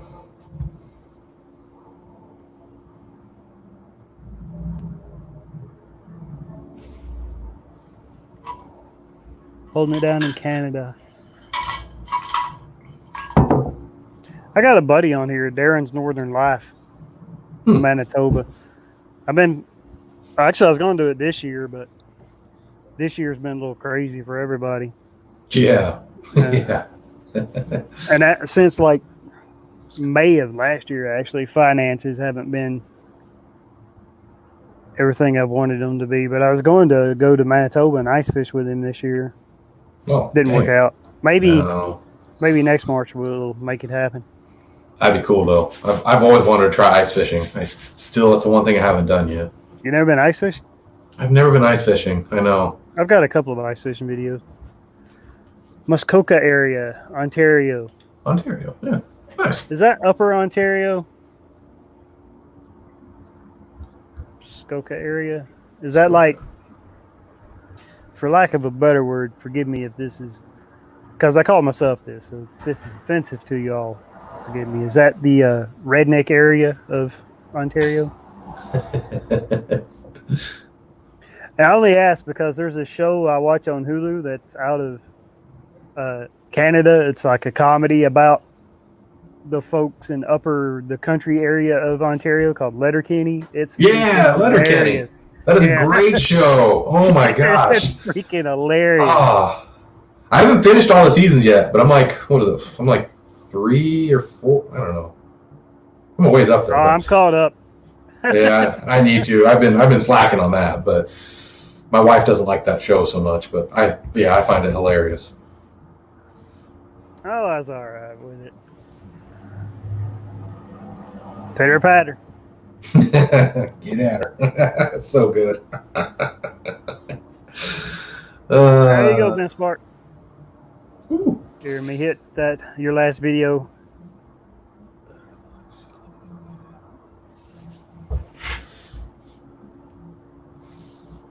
Nice to meet you. Ben Spark says it's about 2 hours north of Toronto. Our lakes fill up with fish huts every winter. All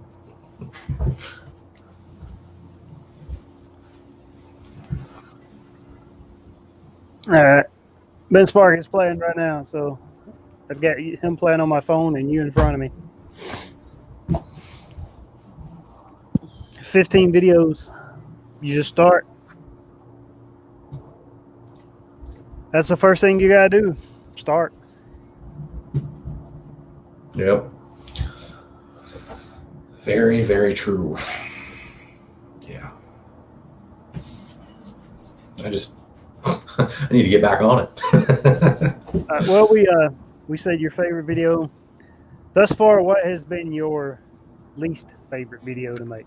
Ooh, least favorite. Oh.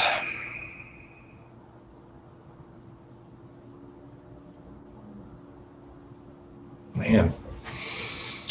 Well,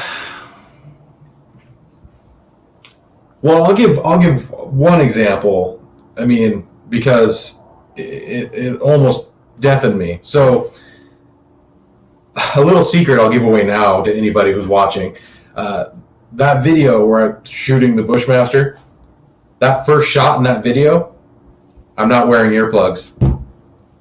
I was so distracted by the filming, getting it set up and getting everything and talking to the camera, and I laid down and fired, and you can see me. I paused for a second, but I play it off. I'm like, oh my gosh, I'm still filming. And I'm like, okay, let's switch camera angles. And I'm like, and afterwards I was just like, I mean, I couldn't hear for hours. I mean, it was just painful, and it's not a sharp pain. It's like somebody just punched you in the side of the ear. It's just, so that was because of that. It made it my least favorite, because it was just, I had to finish. I was out there. It's like an hour and a half drive, just to get to where I can safely shoot this dumb rifle.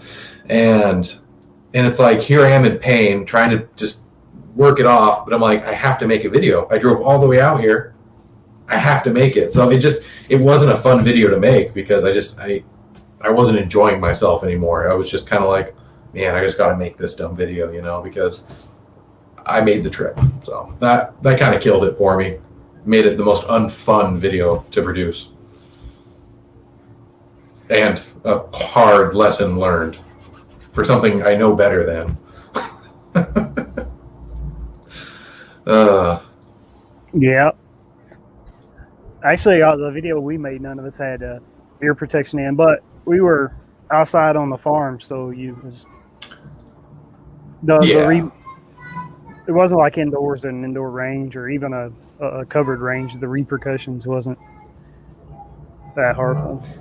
No, there's so many of these rifles that you can shoot, if you're in the open outdoors, that don't really mess with you too bad. But, you start getting anything above a 308, and then you're like, oh, okay. There was a part of that video that I wish there was a part of that I wish I had have gotten on video, our last shooting video, and it's, like I said, my wife grew up in a different world, and for us, it's just, if you're from a real rural area of America, especially, it's like a rite of passage. It's just something you grew up doing.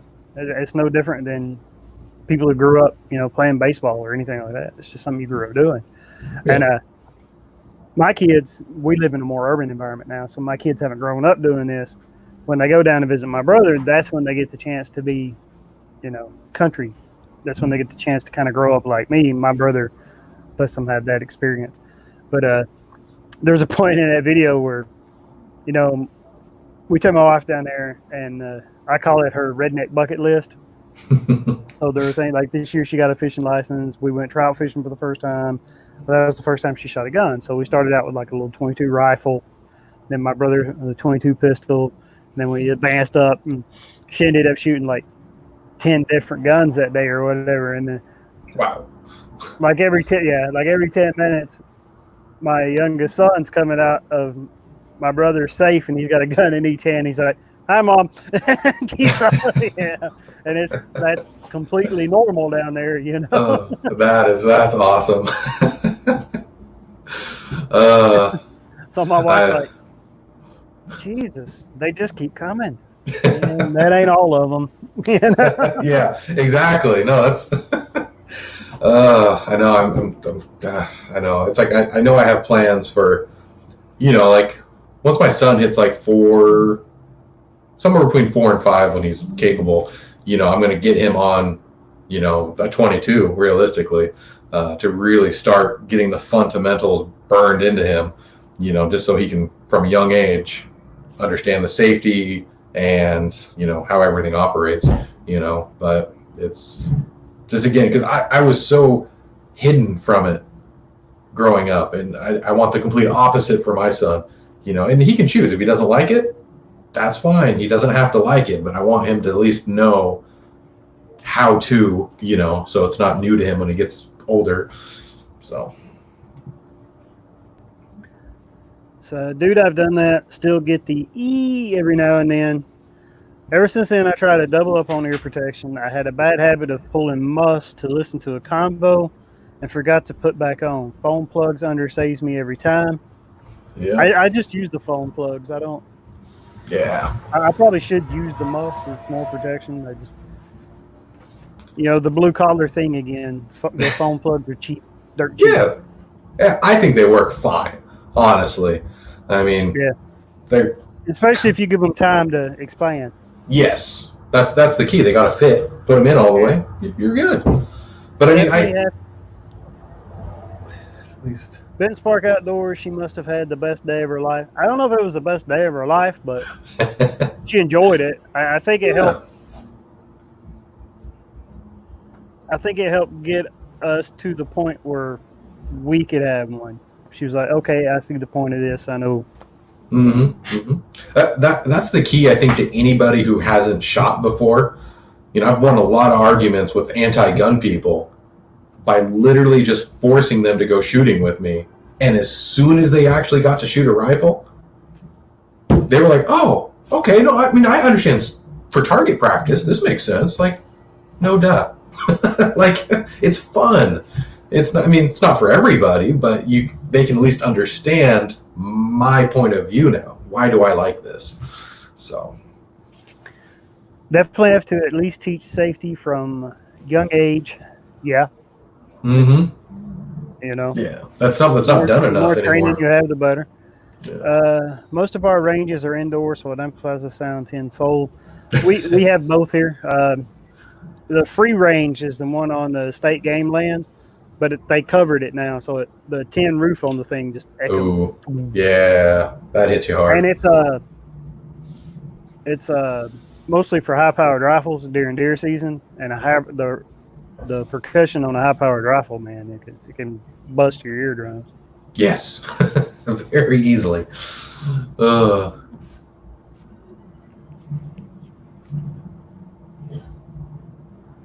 Exactly that. All the aunties in Canada have never fired a round. Amen. Yeah, like I said, I try not to be political, and especially like me myself, I've got my own opinions and I see things on both sides. But yeah, I treat my YouTube channel, my Twitter handle, I treat blue collar fishing or BCF or whatever you want to call me, like a character I play, and that character, he doesn't do those movies, he doesn't do those TV shows, he does. Yep. No, that's the most important thing. You got to stay, well, neutral in a way. You don't want to favor one side or the other. I mean, because it's no one's business. My personal views. I'm here to do one thing. I'm not here to say, hey, I'm not a political channel. So, I mean, but there's a lot of YouTubers who stress their political views, and it's like, yeah, and that's what I tell everybody too. There are pages and channels out there for that. I'm just not one of them. Yeah, so it's good. It's good. That tin roof would be brutal. Yeah, it can be. The repercussion off of it sometimes. Yeah. Like I deer hunt with a 30-30, and even that just off that tin roof. Yeah, that's a hitter. That's a hard hitter. Yeah, no, I'm not anti gun ranges, but like me personally, I hate gun ranges. I hate just not the restrictions, but I like to be in the elements. I shooting at just a set thing. It helps you to zero in your rifle, but being out in the open, the wild, you have to predict the wind and elevation if you're going really far. All these things, and that has made me such a much better shooter because I have to now challenge myself. Like, man, what's the wind in that valley? 600 yards away. I kind of have to guess it, and really putting myself in the elements versus a structured thing. I don't like being in that structured environment too much. Have you collabed with anybody on your channel yet? No, I would love to. I mean, I've put out even like a local ad to see if there's anybody out here, in my town at least, but I haven't heard anything back yet. So, what part of Washington are you in? Eastern Washington, so the Tri-Cities area. So I'm like in the southeastern region of Washington, kind of like right on the border of Oregon, basically. Spokane. So you go south of Spokane by like 2 hours south, basically, and then here's the Tri-Cities, and then it's a little short freeway to Oregon. So, but it's kind of these three cities in one. I went up into Spokane from Oregon when I worked on the railroad. Oh, dang! Were you on BNSF or? I worked for maintenance. I was on BNSF rail at the time, but I worked for Union Pacific, one of the two. I think it was BNSF. Gotcha. I know there's I worked for a maintenance of way contractor out of Minnesota called LaRam. I ran a rail grinder for them. Dang, well, that's cool. It was a pretty cool job. Jeez. I got married, had kids. You're gone 6 weeks at a time, so. Well, I've heard working for the railroad can be tough. You know, if you're especially like, because I kind of thought about applying when I quit my last job for BNSF, but I started hearing all these stories like, man, when you first hire for them, they're going to send you out here or there. I'm like, I don't know if I'm ready for that. So, found a local government job, and I was like, well, sweet, I'll take that. Took a pay cut, but I mean, now I only have to work 4 days a week, you know, and I couldn't ask for, you know, a better schedule. You know, it's hard to find that anymore in any career, you know, where I get to have every Friday through Sunday off. So it's very, very lucky for that. I would really like to not work for my next job, not work for anyone. Yep. That's the goal. No, I hear you there. I mean, I would love personally, like, I've kind of gotten into like fixing up homes. I still have a lot to do in this place, but I would love to just to own a couple rental properties personally and just maintain them myself. I would actually find that fun to self-maintain properties. So if that works out for me, we'll see. I'm still young, so I got a little bit of time. Apologize. The camera was kind of blurring. Oh.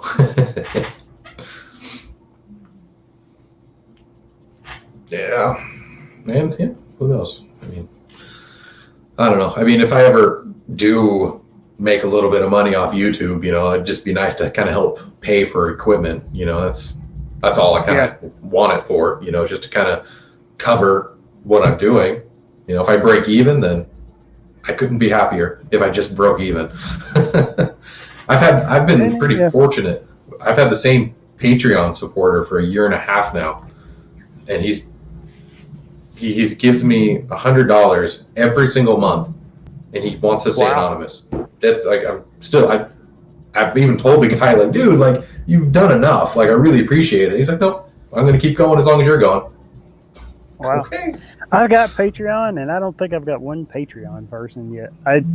It's not something I really maintain. No, and I hate pushing that stuff. You know, I hate being like, give me money, you know, because I don't want to seem, I mean, I'm fortunate enough, I guess, to save up and get the nicer things for like my guns and whatnot. But, you know, so I hate being the person like, hey, give me money. It's like, you know, I mentioned it like on my very first live stream that, hey, I started a Patreon, but, you know, and I didn't say a word more about it. All of a sudden, this one stranger is like, hey, gotcha. I'm like, okay. So I don't know. He's been helping me afford, like I said, the audio equipment and things like that. So it's been a blessing on that aspect, but still, yeah. Yeah.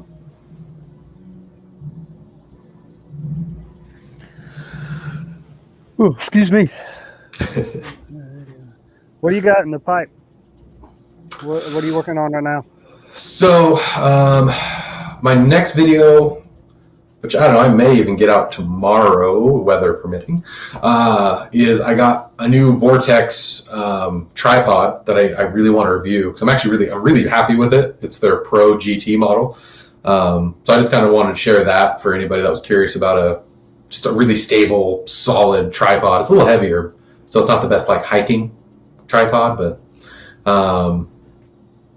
and then I want to do the part 2 of my 50 cal video where I'm gonna fill up, like I got 2 like 50-gallon drums that I'm gonna fill up with water, and I'm thinking about like dyeing them a certain color or something, and then just hitting that as hard as I can with a 50, just to see, you know, get a cool effect, I guess, out of it if I can fill it to the brim. I got some valves for it for the drums, and I'm going to see if I can pressurize the actual drums themselves. So when the impact happens, it should have a lot more force if I can get some PSI in those barrels with the water. So that should be, those are my 2 like next big things. I got an idea that we might be able to do together. I'll send you a direct message later about it. Okay. That sounds good. But yeah, I definitely want to kind of try to do a live stream here and there, more frequently. If I can do at least at minimum once every 2 weeks, I'd like to do every week, but at minimum every once every 2 weeks. But I want to do more of those, and I just need to go kind of browse the stores again and kind of see what's new on the shelves for. I want to do more budget friendly outdoor gear and put it to the test, because I think that's because again, there is so many budget friendly items out there that actually work really well. So I want to try to find those for myself. That's kind of my niche, and I tell you what I tell a lot of other people. Budget friendly or affordable is different than cheap. Yeah. Because cheap, you end up paying twice as much for it. So you don't always want to go cheap to be budget friendly, like cheap gear, but Sure. Look for affordable gear that's built well. Because if it's cheap, it's going to break and you're going to have to replace it. True. Yep. So cheap and affordable are actually two different categories. Yeah. No, I completely agree with that. That is 100% true. And it's definitely why I'm really careful. For my personal use gear, I try to find that happy medium. Because it's like I don't want to buy the expensive name brand. I don't see the point of that all the time. Some of the stuff's worth it, but you can get such good quality stuff and still save your money. So, and I experienced that actually today with what I was talking to you about. I'm a big coffee drinker. Yeah, that's we all need our little vices, or the angels get jealous. So coffee is my biggest vice, and before I'm a little bougie with the coffee. I'm a little bougie about it. So on weekends I would make a nice French press pot of coffee or something like that. And plus, a French press is something that power goes out, storm, something, you still make coffee. Exactly. Because it doesn't require you don't have to plug it in. When I experienced that, because I've always bought the cheap Walmart glass ones, the little ones or whatever. Yeah. And this makes the third one I broke. So I finally said enough of that, and I bought the insulated stainless steel gunmetal Gator one today. Now, it was twice as much as any of the glass ones I bought, but it'll be the last one I ever buy. Yeah. See, and that's a wise investment. I mean, that's worth it. So, and to me, French press just makes such good coffee compared to any other pots or whatever. So. Fishing Family Network, what's up, all? Hey, how's it going? I'm assuming Monster. I just got Sonny my himself. Sonny, yeah. I just got my first French press. I like it still, a percolator user. I have a percolator too, but it's one I can throw in the campfire. Oh, I don't know if I have a percolator. I should. And you know what though? I want to replace my percolator because it's got like a loop handle on top of it. Okay. And it works perfectly fine. But I want to replace it. I want to buy a different percolator for sentimental reasons for my wife. Because she grew up, my wife's Spanish, so coffee is like a social thing for them. You come on in, have a cup of coffee or something. But she grew up, they would make coffee, and she'd watch that coffee hit that clear lid of the percolator. So it reminds her of her childhood. That's awesome. That is really cool. It's hot on a fire. Yeah. You put it on the coals. Hey James, how's the little one? Asked Fishing. Well, it sounds like he's having a rough day today. he's a little emotional this week, but he's doing really well. He really, it just amazes me how fast kids grow. I know everyone keeps told me that. He's like, man, they grow up so fast, and it's like, you guys aren't kidding. It's like it's amazing how fast a kid grows up. I mean, even at going like that. It is. I'm just like looking at him now, like, damn, got like a 1-year-old or 1.5-year-old, and I mean, he's a big kid. It seems like. I'm like, wow, it just blows my mind. My youngest, he's taller than me now. Oh wow. He's 14 and he's over 6 feet. He's like 6'1", six, Dang. maybe almost 6'2" by now. It's gonna be a tall kid. I mean, I'm Oh, average. I'm 6 feet. That's the average height for a male in America. yeah. So I think I'm only like I Um, think 6'2", maybe. hey, Fishing Family Network. That reminds me. I'm doing a collaboration video, James. If you want to be part of it, I know you're not. Yeah, I know you're not a fishing channel per Yeah. se, but you said you were you're gonna try to start doing some more fishing stuff on your channel or more fishing reviews. Yeah.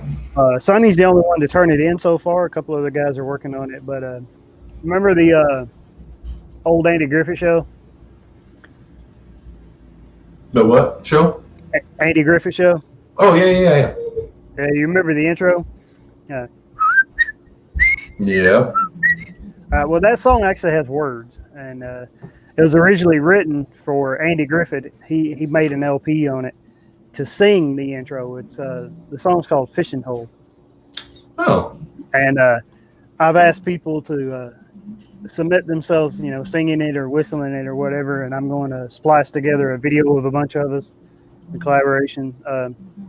Gal Gadot did it with a bunch of her celebrity friends with Imagine. That video was a little cringy, but it was, it was an ideal. It kind of gave me an ideal. Yeah. I'm thinking since most of my channels that I know are fishing channels that we could, and if you can't sing, you could probably whistle. I could splice that together. Yeah. That'd be cool. I'll have to get some whiskey in me, but I'll make it happen. But yeah, do that and then just send it over to me in a link. Yeah. I think I can make that happen. That'd be fun. Fishing Family Network. My daughter has been taller than me since she was 3. I'm short. Passion for hunting and fishing. Hello, brother. Rocco, yes. 1,000. Hey, here's the guy right here, man. Oh, Rocco has been like another one of those channels that has just been so supportive. He did a live stream and was shouting me out. And so big thank you also to Passion for Hunting and Fishing. That tremendous help. So again, another one of those awesome channels that got me to this step. So thank you. Well, I'm glad I get to claim I got you to this step. Yeah, no, you're officially, you got the crown tonight because, I mean, you were live with me when it happened. So, yeah, you officially get the credit of the one who got me to 1,000. I know, man. Rocco was, Rocco's been doing this long enough. He was a big help. Rocco was a big help to help me get there. Yeah. And actually, Monster and Lizard pushed me over it. Now, I remember going in for their live streams, and yeah, I mean, it's just every little it's helped me so much, just every little bit. It's just been tremendous. Fishing Family Network. Kelly introduced / started us on YouTube. I did. That's awesome.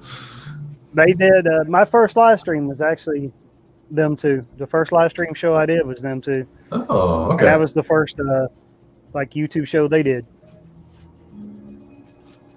That's awesome. That is so cool. And it really is just a tight knit, nice community, to be that we're a part of, and it's just how everybody helps everybody. It's really neat. And yeah, absolutely, Rocco. Rocco says I was going live to push for 1,000, but I am up here. Doesn't matter who. It is an update. You or anybody accomplished the goal. It is all about helping each other. Absolutely. Yep, 100% true. It really is. Fishing on the network. Our first live show was because of BCF. I appreciate that. Good work, Blue Collar Fishing. I appreciate that, Rocco. That means a lot coming from you. Yeah, no. You're kind of the godfather at this. Yeah, he puts on a darn good show. Just a fun live stream. I mean, ever since I hopped in my first one with Rocco, it was just so much fun. And I know Rocco actually did. I was telling you earlier, the buddy I talked to in Canada, Darren's Northern Life, He did a road trip last year, and he stopped at Rocco. So Rocco actually has done some stuff with Darren. That's cool. That is really cool. So if I head up there, Rocco, maybe I should stop in Ontario first. I was going to go ice fishing with Darren this year. I was going to try to make that happen. Just explaining, but everything that's happened this year has happened. There were some financial restrictions, and then this happened. We can't travel.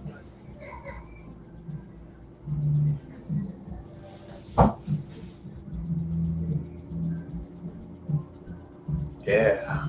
I appreciate it. And actually, that's why they gave me the name of the Godfather. That's what he came from, to help everybody. He's earned it. Yeah. That's so cool. Oh.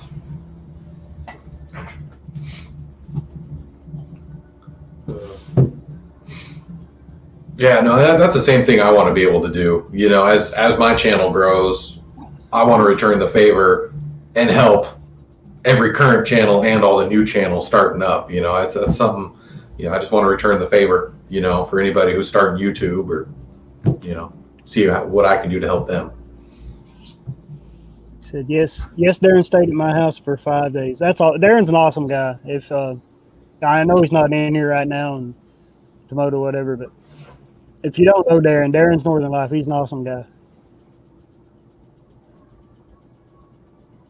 That's awesome. And he's catching some monsters too. If you're a fishing channel, man, he's catching some pike right now that are unbelievable. Oh man. Great channel. Yep. Very true. I bug him. Anytime blue crab fishing, come I take you out for salmon or muskie. I've caught one muskie in my entire life, and I've never caught a salmon. We don't have them here. No. But I've caught one muskie in my entire life, and it wasn't even worth bragging about. It wasn't legal by any means. Yeah, and it's funny where I caught it. I caught it in an area you never expect to catch a muskie in. That's funny. Trout fishing a little canal. I mean, the canal probably 8 foot wide where I was fishing it, and I was trout fishing for put and take stock trout, and reeled up a muskie. Like, what the crap? That's got to be a shocker. Like, what is this? Anytime we come on to yeah, but yeah, Rocco, I'd love that.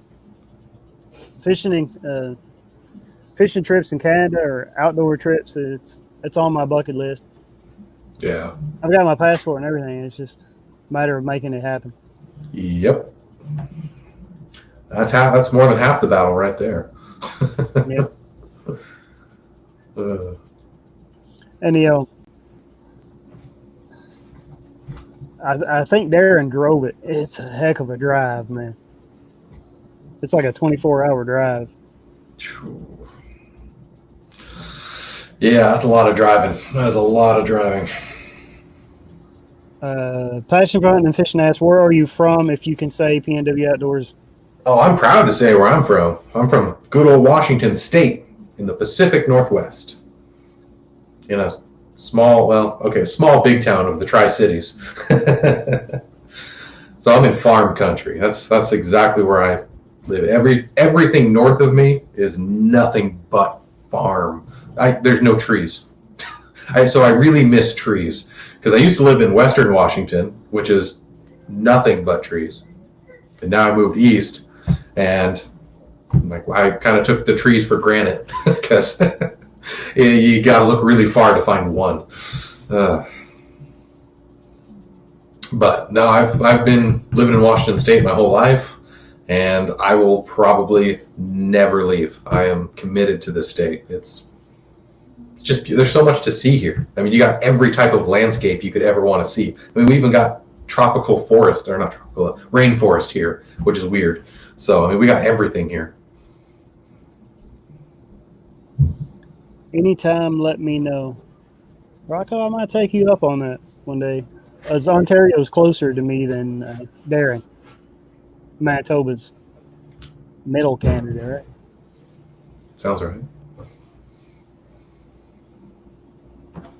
One of the best angling YouTube channels out there that I started watching years ago. I think Aaron Weeble, Uncut Angling.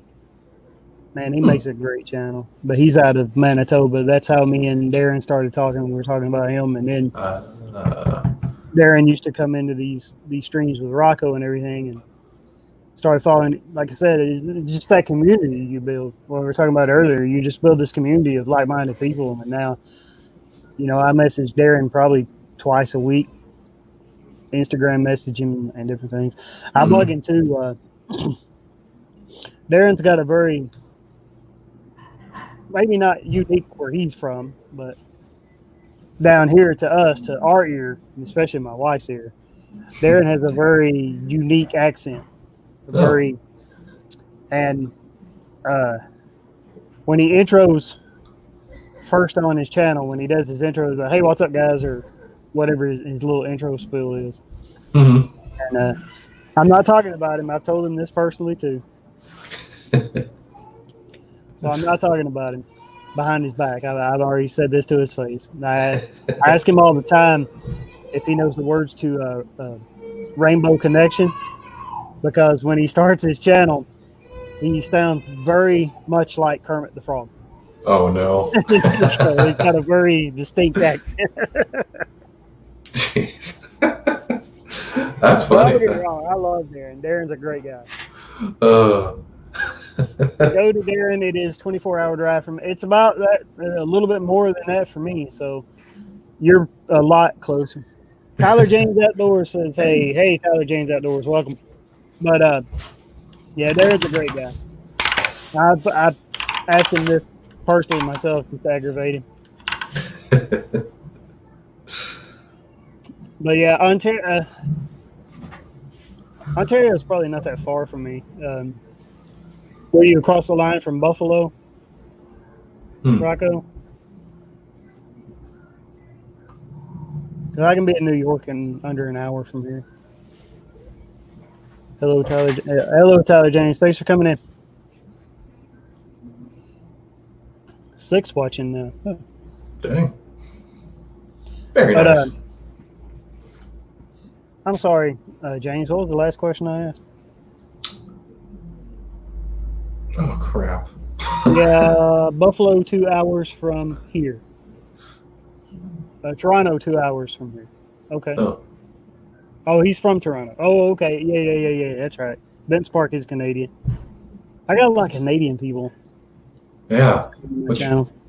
Darren, Vince Park, Rocco. It's a good outdoor community though in Canada. Man, they got the perfect landscape for it. Jeez. Yeah. I am in Buffalo pretty much every weekend except an hour because of the COVID. Okay, yeah. Yeah, Rocco, you're probably. So you're in what, Toronto? Or around Toronto? What's Toronto from here, like 3-4 hours? Sorry, asking my wife how far Toronto is.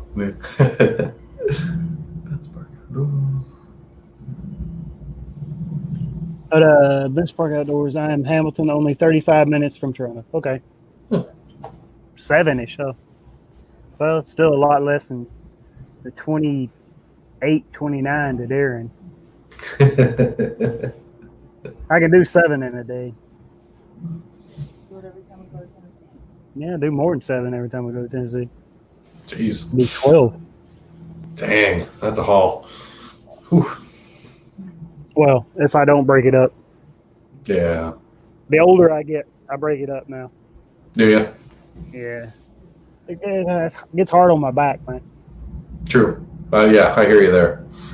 I mean, again, I try to limit 6 to 8 hours max is like my comfort level for driving. This part, nice. I'm up there at Silverdale Range all the time when it was open. Oh, I assume that's somewhere in Ontario. Nice. Oh, if you're both Ontario, though, what me and James were talking on here earlier is the further you get out of the city, are the people on Letterkenny, are they really like that? Is that close to reality? Because I love that show. Yes, I want to know because I'll go visit. Yes, it is close.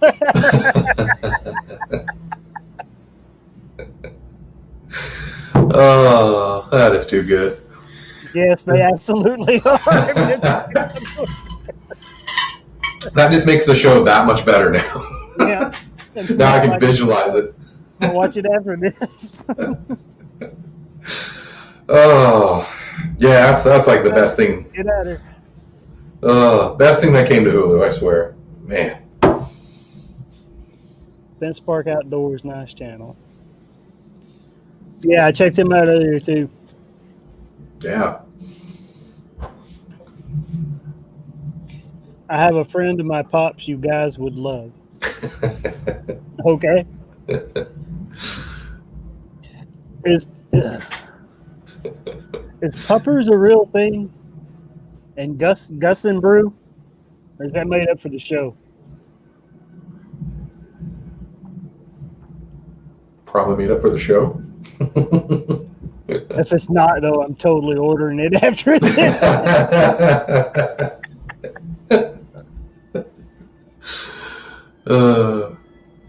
Give this guy a puppers.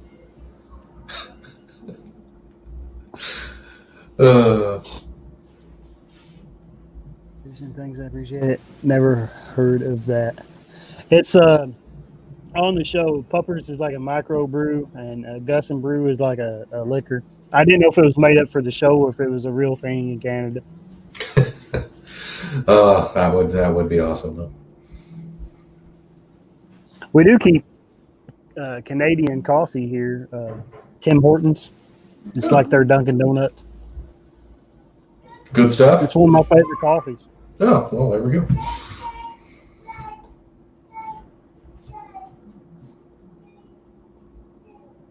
That Spark, I'm watching it. Your video, the Red Dot site. That's the one I watched too. Heck yeah. His latest video, the Red Dot site. Love a good red dot site. Okay, so I'm still kind of a traditionalist though. I prefer iron sights. I mean, yeah. I mean, during the rifle season, I use them. So like we were talking earlier, if I don't know I'm going to drop that animal, I don't shoot at it. But so I use,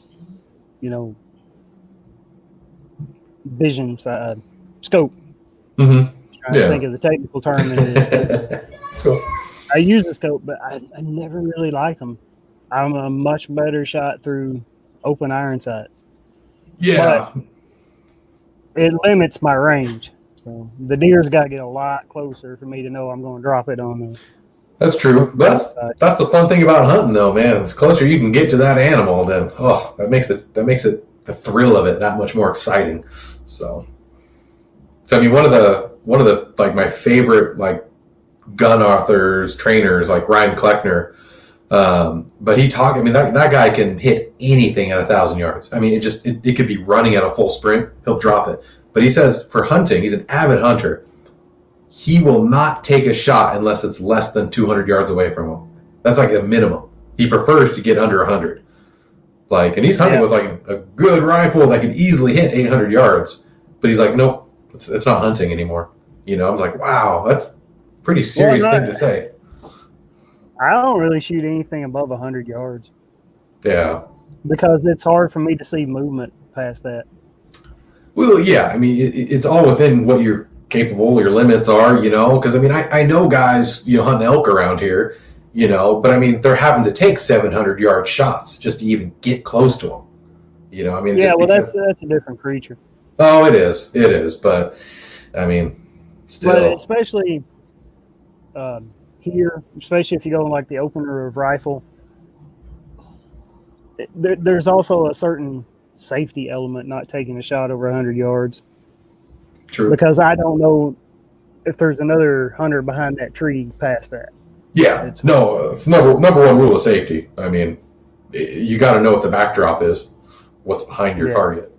So no, I completely I know agree with that. there's blaze orange laws and all that here, of course, during rifle season, as there should be. But you'll see a lot of yuppie dog walkers that'll take their dogs for walks wearing, a brown leather jacket in the game lands during rifle season.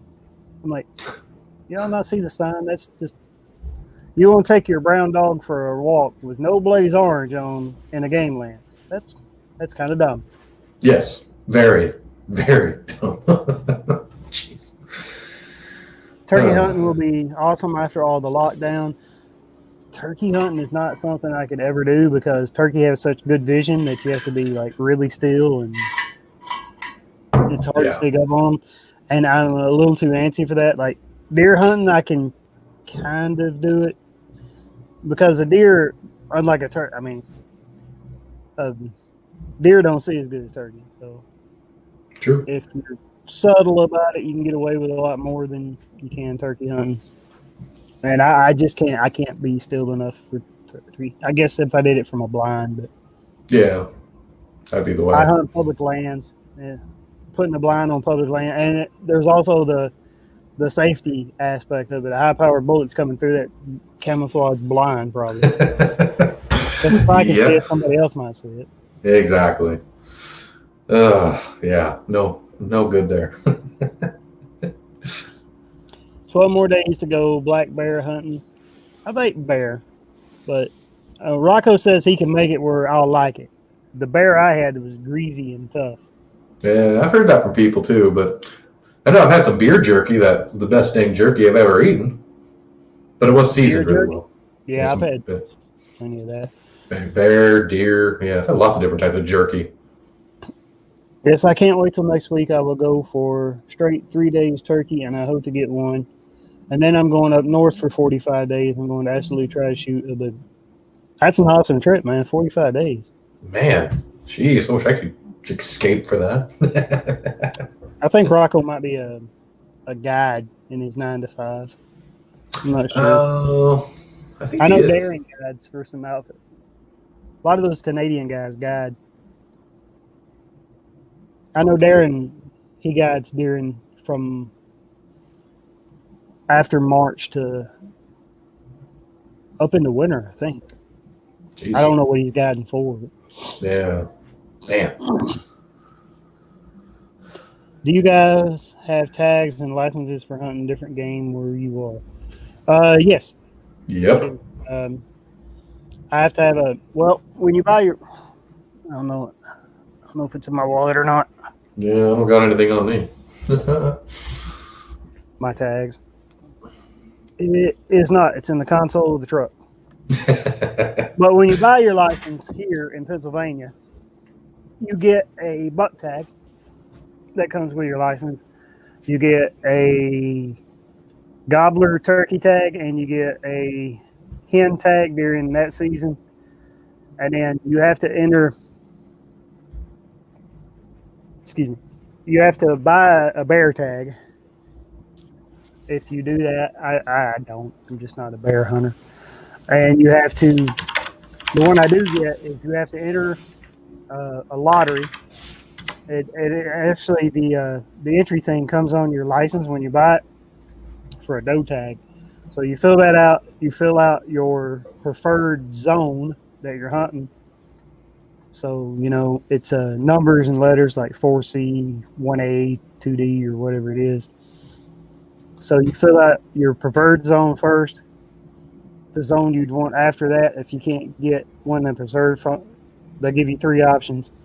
And then you send you send that and a check for $12 and something per doe tag to your county clerk's office, and then if you get it, they send you back. You also addressed and envelope with postage on it, so they can send you the doe tag back. Jeez. And that's how you get. That's how you get a doe tag here. I don't know about Washington. Washington's pretty easy. I can just walk into any store, and there's so many combinations of licenses that you can buy I mean, it's insane. But you can just walk into the store, choose your big game tag, and choose from, from deer, elk, cougar, bear, whatever, and pay your fee, and boom, you get your license. But again, the rules are different for different areas, of course, but in Eastern Washington, it's it's so easy. There are a lot of strange rules, and well, I'm actually working on that. Well, I was working on that video. Kind of got delayed on it. I got to finish it up, but I was working on a video for the outdoor series of everything's illegal here. Pennsylvania, it's everything's run by the state government. Yeah. You can buy your hunting license and everything at an outfitting store, but like the doe tag, you got to go through your county. You got to go through the county clerk. It doesn't have to be yours, but you got to go through a county clerk's office. Yeah. Also, statewide, it is illegal to hunt on Sundays here, except for a couple of predator hunt exceptions. Wow. Man. Yeah, that's an old blue law that's been held for 337 years here. Wow. Man, that's crazy. Yeah, it's funny how every state is just so unique with their hunting laws and regulations. I mean, everyone's got different. Make the Quakers happy that first settled. Yeah. Sounds like it's really close to how things are run here. Yeah, it very well could be. Some of the Canadians I know, the Canadian government handles most of their hunting laws, right? No hunting on Sunday. That's crazy. Yep, it is illegal in Pennsylvania to hunt on Sundays. There's actually some stuff, and that's not just enforced, or it's not just a game law. That's not just enforced by the Game Commission. For that to change, it has to go through our capital. It will have to go through Harrisburg. That is an actual state law. It's illegal to hunt on Sundays. The only exceptions are feral hogs, because they're an invasive species, which we don't really have. No. In Tennessee, we're flooded with them, but really? Up here in Pennsylvania, you don't really have them. Crows, I think you can crow hunt on Sundays at a certain limit. Coyotes, a predator, because you like anything that can attack your livestock or your crops. That makes sense. Yeah. Yeah, our tags and licenses are all run by ministry. Commonwealth of Pennsylvania, just pretty much everything's run by the Commonwealth of Pennsylvania. And we have a gaming commission, but the Sunday thing is a Commonwealth of Pennsylvania blue law. It's not just a gaming commission thing. Yeah. I've never heard of that. That's new one to me. As I was saying, there actually is legislation here to open up. They're going to start with 3. They're going to open up 3 Sundays. Maybe one during rifle, maybe one during archery, and then I don't know the other one. My guess would be the Sunday that pheasant opens, or turkey. It'd be pheasant or turkey, one of those two. Yeah. But that's it's really difficult actually during rifle season, because all I get is Saturday. So I get 2 Saturdays is all I get. Oh, yeah, that makes that really tough. When you can't have like a long weekend. Makes you almost not want to buy the tags and the license. Don't blame you. I didn't do anything last year. I mean, just because with the new baby, I knew I wasn't going to escape.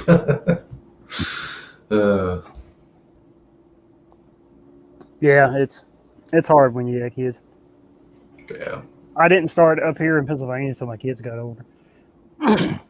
Yeah. Growing up in Tennessee, I spent every waking hour in the woods because all I'd do was walk in my backyard. Yeah, see, that's nice. That's everything for me right now is a drive, but once I get past the farm circles, there's some good areas, but it's just got to commit your day basically to, if you want to do something like that. Yeah.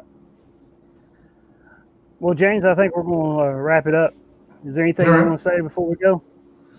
Just how thankful I am. I mean, I'm just, and I don't know, I'm still speechless by all of this, so I really appreciate you, Kelly, for hosting this live stream. It was a lot of fun, and just everybody in the chat tonight. I mean, this has just been a treat. So hope to do this again with you because it was a lot of fun. So again, appreciate you for doing this. No problem.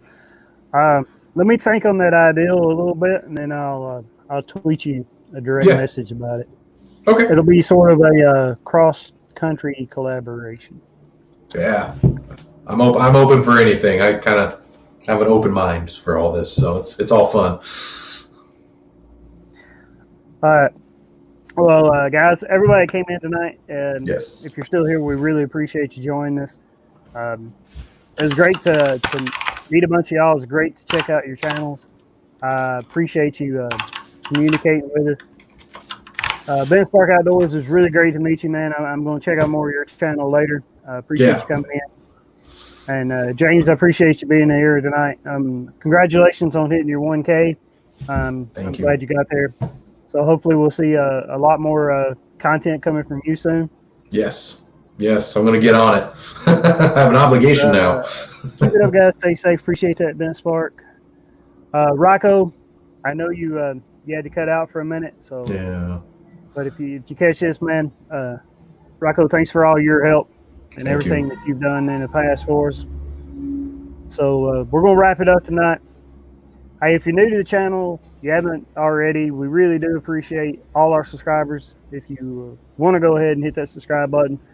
If you don't, I understand that too. Hey, you know how YouTube works. You do what you want to do.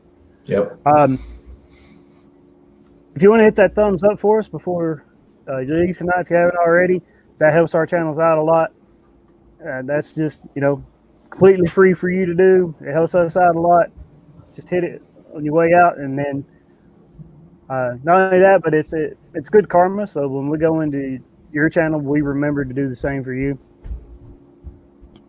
Absolutely. You can check us out you can check me and James both out on our other social media platforms. Me and him both are bigger on Twitter. That's where you'll get the most results from us. My Twitter feed is on my homepage at the top hand corner. You'll see James, a link to James and my Twitter feed there as well. Tyler James Outdoors. Hey, I'm back. Tyler James, I appreciate you coming back, man. We're wrapping it up right now. If you haven't already, be sure and check out James's channel. And like I was saying earlier, we really appreciate everybody that's subscribed, liked, commented, just come in and hung out with us and had a conversation. And thanks a lot, everybody that did come in and support James tonight. The reason we had this live stream over at PNW Outdoor Reviews. He's got a couple of review videos that are, if you're into outdoor activities and bags, go bags, what do you call them? Get home bags, bug out bags. He does a lot of different. He does a lot of different reviews on stuff like that. You can go over and check out. He's got firearm reviews if that's your gig. Go over and check him out there. And thanks everybody for helping him reach that milestone. It's a really big deal when we all hit it, and it's really appreciated. I know. I mean, I really appreciated it when everybody helped me do it last year. Yeah. So we're gonna wrap it up for tonight. Thanks everybody for coming in. Catch this live stream later. I'll leave it up for a couple of days. Anybody that wants to watch it over. And good night. Have a good night. All right. Good night, everybody. Thanks. Thank you. You're welcome, James. Have a good night. You too, Kelly. Thank you. Good night.